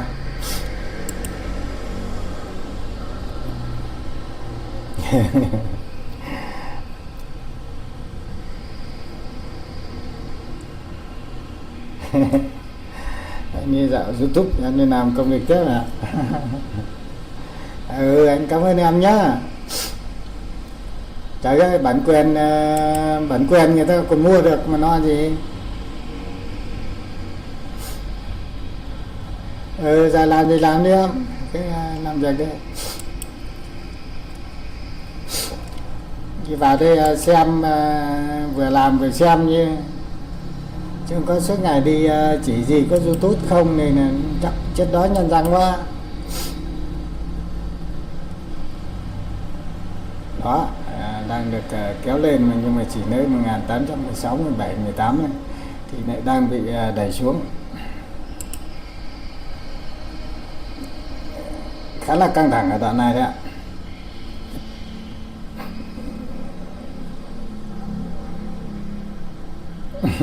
Bản quyền hết thì không ngắm được. Bản quyền thì mặc bản quyền với em chứ đâu thua gì đâu. Đó, bây giờ là đã thêm được 10 mã tăng. Và như vậy là VIX của anh Phạm Nhật Vượng, tập đoàn Vingroup đã bắt đầu nhập vào hàng ngũ tăng giá. Khi VIX vào tăng giá thì điểm được kéo lên rất nhanh ạ. Nhưng mà cái khối lượng giao dịch của VIX ngày hôm nay lại rất ít, và như là cái bên nước ngoài họ cũng đang bán VIX rất là mạnh.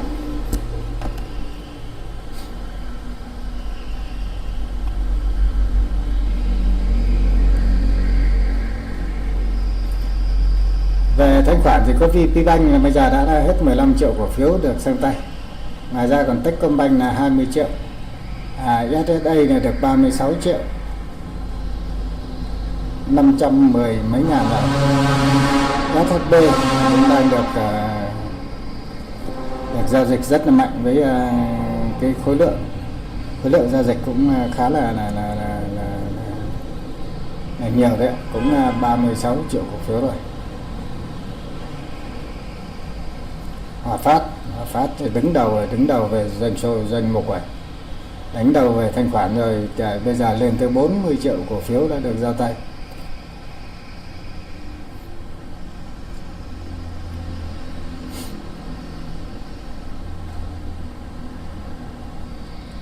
Vâng, thị trường kỳ vọng phiên chiều hôm nay sẽ có một phiên bứt phá ngoạn mục. Xin cảm ơn tất cả các anh chị em đã ghé thăm và ủng hộ cho Nguyễn Chính ở trong phiên live ngày hôm nay. Xin cảm ơn tất cả các anh chị em và các bạn rất nhiều. Mến chúc các anh chị em và các bạn luôn vui vẻ, sức khỏe, hạnh phúc và nhiều thành công trong cuộc sống.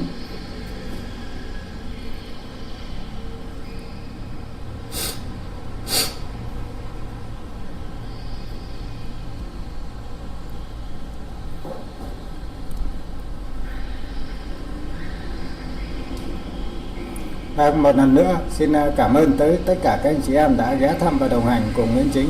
Các anh chị có nhu cầu về đầu tư chứng khoán, các anh chị có liên hệ về công ty cổ phần chứng khoán Tân Việt, ID Seller 5141 Nguyễn Chính. Xin cảm ơn Nguyễn Văn Chính. Xin cảm ơn tất cả các anh chị em và các bạn đã đồng hành và ủng hộ cho Nguyễn Chính trong phiên live ngày hôm nay.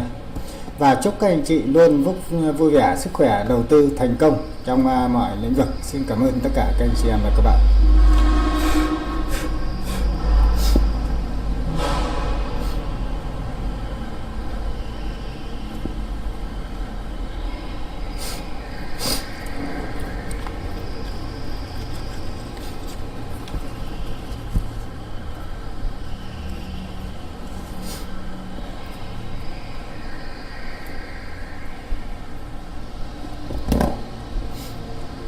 Ở đây như các anh chị em có thể thấy thị trường đang có dấu hiệu được phục hồi lên. Thì các anh chị chúng ta có thể chú ý để chúng ta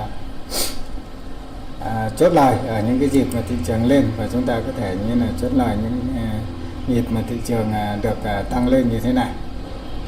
Và bây giờ thị trường đang được kéo lên với sự tham gia của anh Phạm Nhật Vượng ạ. Số mã tăng bây giờ đã tăng lên là 121, mặc dù nó chưa thực sự là áp đảo được bên bán. Thế nhưng mà nói chung là nhìn thị trường là nó cũng tươi sắc trở lại ở trong phiên ngày hôm nay.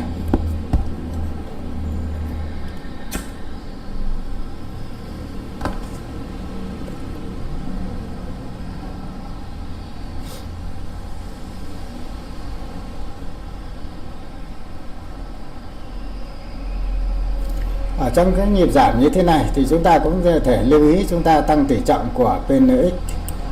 Trong cái PNX của Tập đoàn Xăng dầu Việt Nam thì cũng đang có cái dấu hiệu đang được cân bằng, khá là cân bằng ở vùng 35.4. Ngoài ra chúng ta cũng có thể thêm một số mã khác, như một số mã cỡ trung bình, như vậy là cổ phiếu của GAT. GAT ở đây thì kỳ vọng là phiên mai GAT sẽ như là có cái phiên hồi phục đó, và bây giờ như là đang đứng giá ở 61.8. Ngoài ra chúng ta có thể quan tâm về FPT để chúng ta có thể đưa vào danh mục dài hạn. Trong FPT chúng ta có thể đưa vào danh mục dài hạn với như là cái mức giá như là ở trên dưới 100.000 như thế này. Cái mức đỉnh cao của FPT nó là vào khoảng là 130, 140, 130 mấy ngàn đây này, 135. Như vậy là anh chị em chúng ta có thể hoàn toàn như này, chúng ta có thể mua tích lũy một số ở đây để chúng ta như là lựa chọn những cái mã mà có cái nền tảng và cái tương lai phát triển tốt như FPT, thì chúng ta cũng nên sở hữu một số cổ phiếu để chúng ta như là có cái danh mục cho nó tốt. Vietjet sau phiên hôm qua tăng rất tốt thì phiên hôm nay đã có dấu hiệu bị giảm nhiệt.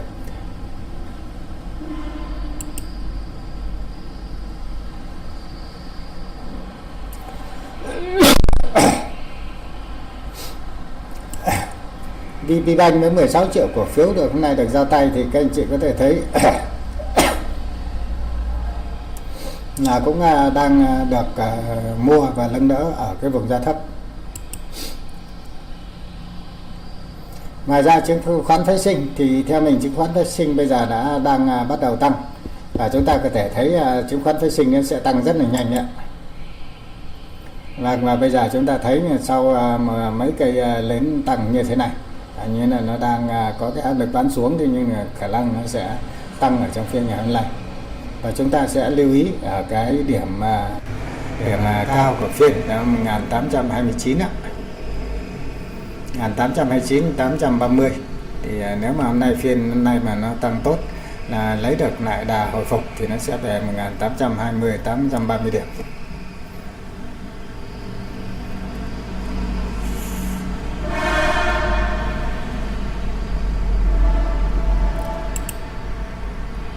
Vâng, và ở đây như là sau khi về tới 1813 thì cái nền giá được giao dịch đang ở nền giá mức giá cao hơn và chưa bị bán xuống, thì chúng ta có thể kỳ vọng như là thị trường hôm nay sẽ được phục hồi lên được một số điểm để cho nó bớt lại những cái điểm như đã bị giảm mất hơn 60 điểm ở trong các phiên giao dịch vừa rồi.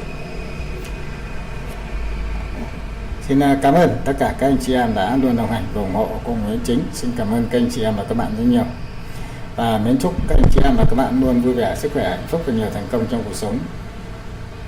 Các anh chị có nhu cầu đầu tư chứng khoán, các anh chị có thể liên hệ với Nguyễn Chính ở công ty cổ phần chứng khoán Tân Việt, ID seller là 5141 ạ.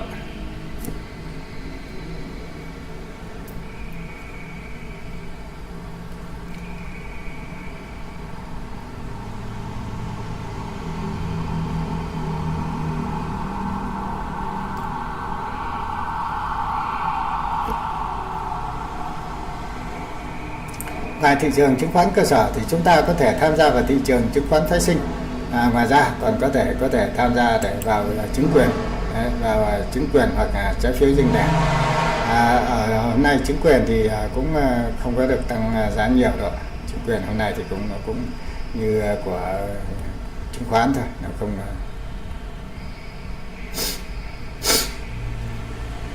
Ở đây cái điều chúng ta quan trọng đó là những cái cổ phiếu ở trong cái rổ VN30.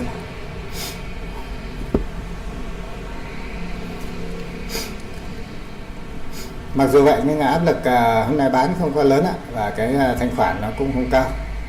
Thế nên là có thể là những người những nhà đầu tư họ đã giữ mua những cổ phiếu ở tầm những phiên trước là họ đang giữ lại những cái cổ phiếu là họ đã mua.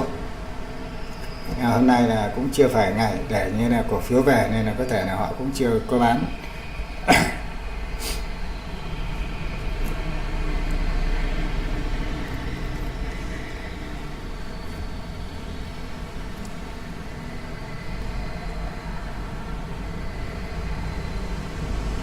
Bây giờ là 2 giờ 10 phút và chúng ta sẽ chỉ còn như là thời gian giao dịch tới 3 giờ. Trong thị trường chứng khoán phái sinh thì chúng ta chỉ còn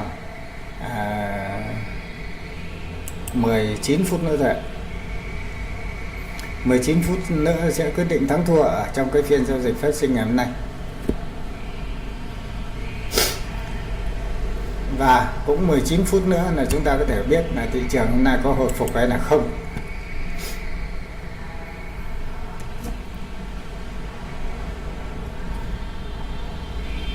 Vì vậy những cái lực bán nó không có nhiều.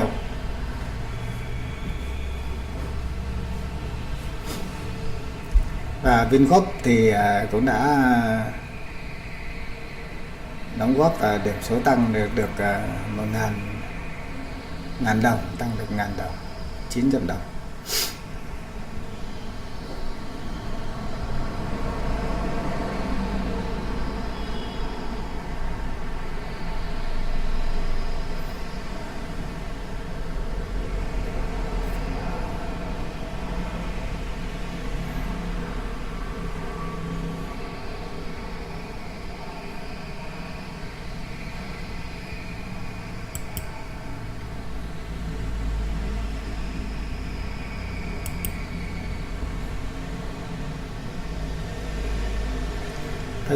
Phái sinh đang bị bán xuống nhé cả nhà.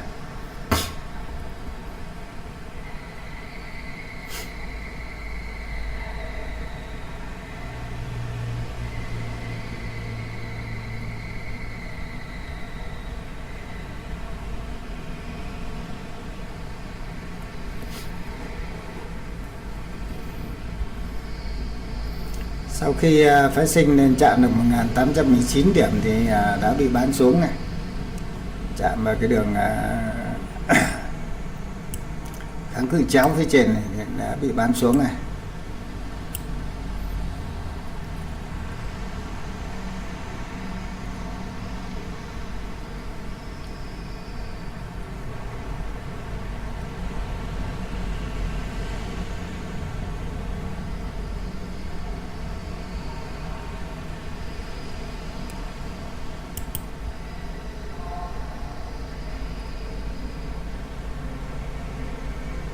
Như vậy chúng ta chỉ còn 17 phút nữa là chúng ta như là sẽ kết thúc phiên giao dịch trong ngày hôm nay.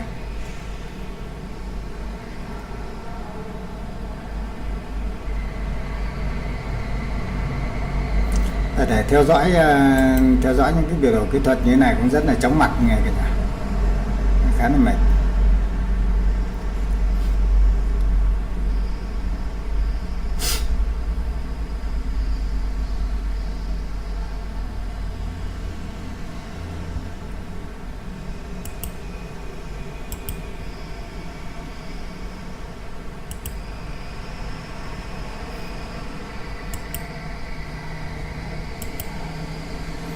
Đêm nghe tiếng mưa rơi đến mấy giấc trời, mà không thương nỗi nhớ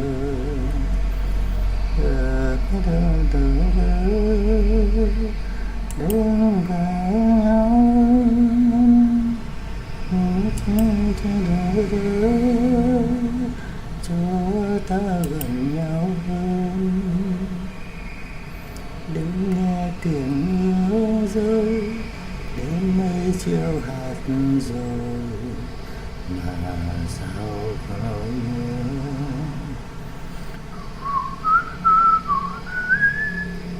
Yêu và thương nhau hơn, ở hai đầu nỗi nhớ, nghĩa tình đậm thắm hơn. Đêm nghe tiếng mưa rơi đến mấy chiều hạt rồi, mà thao thương nỗi nhớ, ở hai đầu nỗi nhớ. Yêu và thương nhau ở hai đầu nỗi nhớ, nghĩa tình đậm thắm hơn. Đêm nghe tiếng mưa rơi đến mấy chiều hạt rồi, mà chẳng thương nỗi nhớ, ở hai đầu nỗi nhớ. Yêu và thương nhau ở hai đầu nỗi nhớ, nghĩa tình đậm thắm hơn. Đêm nghe tiếng mưa rơi đến mấy chiều hạt rồi, mà thương thương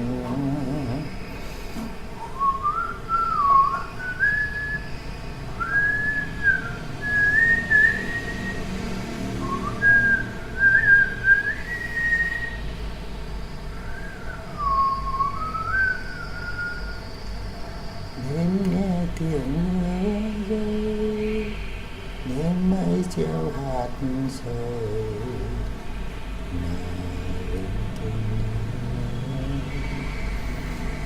hãy thay đổi.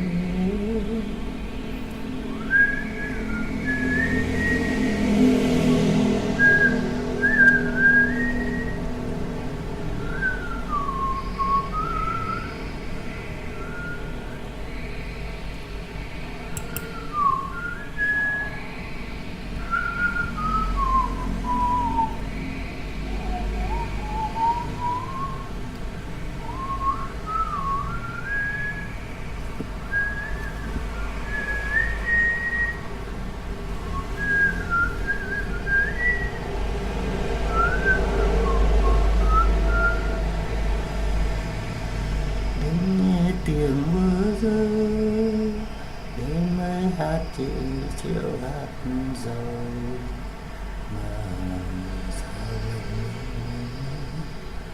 ở đâu đổi hơi.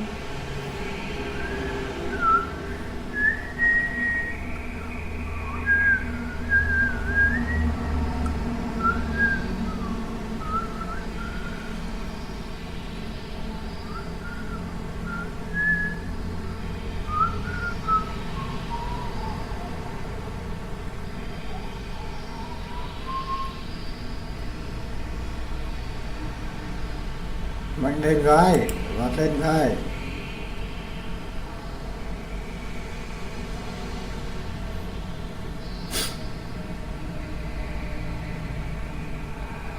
Thị trường đang sử dụng một số mã trụ để kéo lên,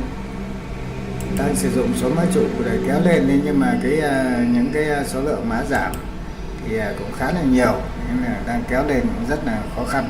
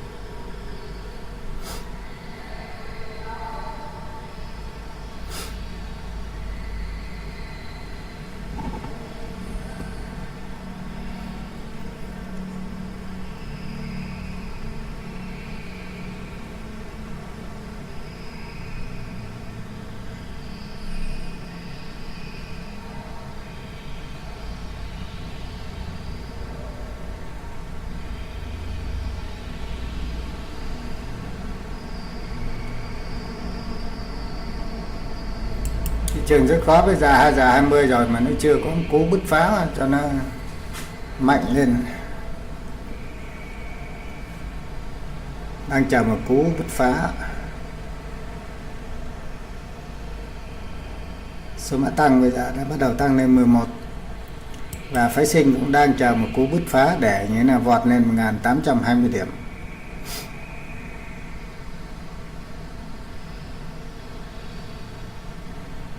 Vâng, lực mua đang được đẩy lên rất mạnh. Đó.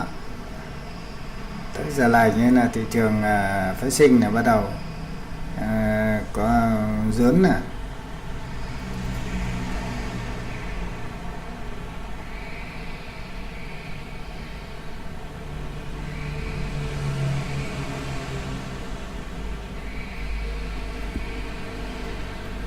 Như vậy là cho có thể thấy là ở cái phiên ngày hôm nay thì sau khi thị trường như là đã dập dình chao đảo rất nhiều thì phái sinh cũng đang cố gắng để vượt lên, và trên thị trường cơ sở cũng đã chuyển sang được một khá nhiều mã tăng và nó bớt tiêu cực hơn phiên sáng. Và đây cũng là cơ hội để cho các anh chị chúng ta có thể tăng tỷ trọng nắm giữ cổ phiếu ở trong phiên ngày hôm nay. Vâng, VN30 đã được 13 mã tăng và 15 mã giảm, 2 mã đứng giá. Ngoài ra như là đã được 128 mã tăng, 199 mã giảm. Đó, thị trường phái sinh bắt đầu đẩy lên rất mạnh. Chỉ cần một cây nến thôi, 2 cái nến thôi là đã lên tới lấy lại số điểm đã mất từ ban nãy.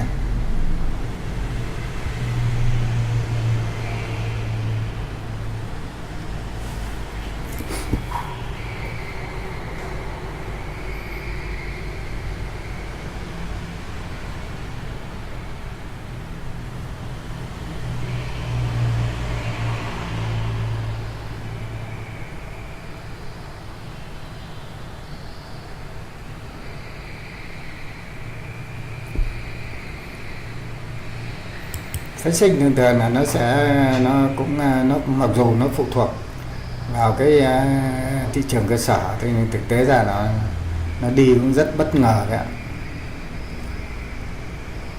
Vâng, bây giờ lên được 13, 14 mã tăng rồi, nó đang phái sinh cũng đang được đẩy lên cũng khá là cao.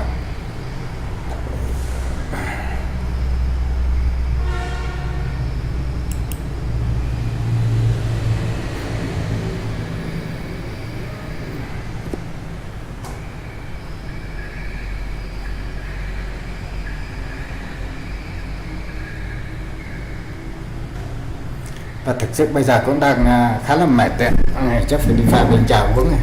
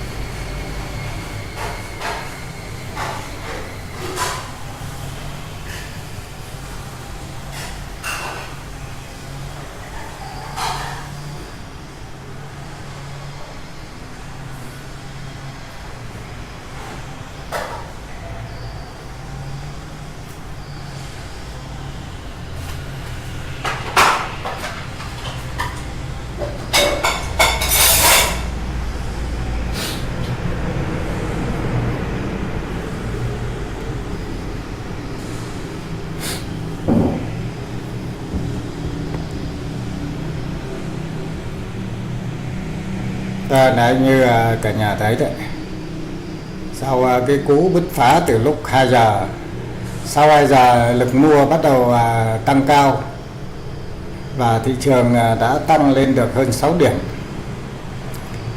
Thì như vậy là chúng ta có thể thấy ở trong cái thị trường trong phiên ngày hôm nay cũng đã như là khắc phục được cái điểm số bị mất ngày hôm nay. Và sau 2 giờ 20 thì thị trường bắt đầu được tăng cái sức mua lên. Đấy, cái lực mua được tăng lên và nó mạnh hơn cái lực bán.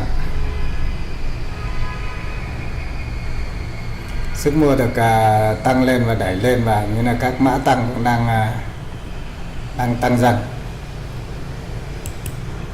Ngoài ra phái sinh thì cũng đã bứt lên như là được 1820-25 rồi, 1822 ạ.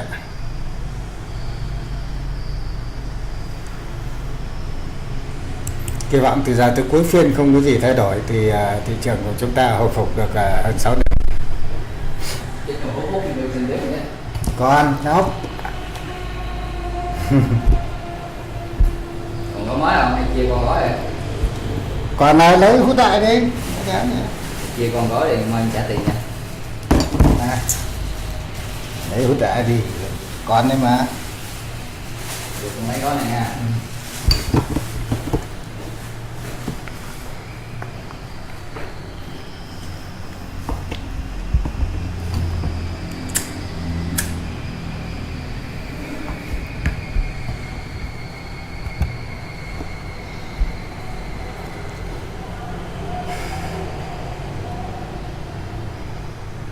Đó, như vậy là cả nhà đã thấy là như là thị trường đã như là được hồi phục rất đẹp sau 2 giờ.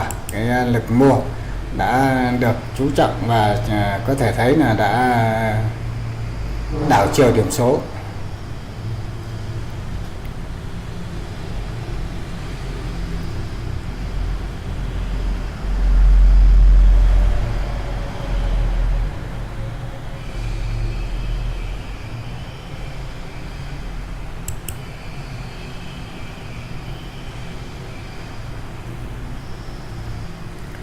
Như vậy là cái mã số mã cổ phiếu đang tăng lên cũng khá là nhanh.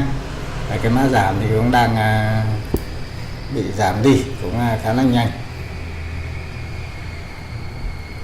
Và đây như chúng ta thấy như là ở đây trong cái giỏ VN30 nó cũng được hơn 10 mã tăng này, cũng chỉ còn 16 mã giảm thôi.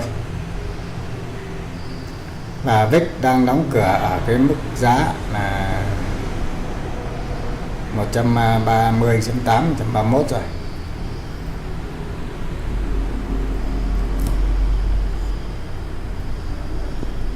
Ngoài ra VCB cũng tăng, các mã khác cũng đang những nick tăng.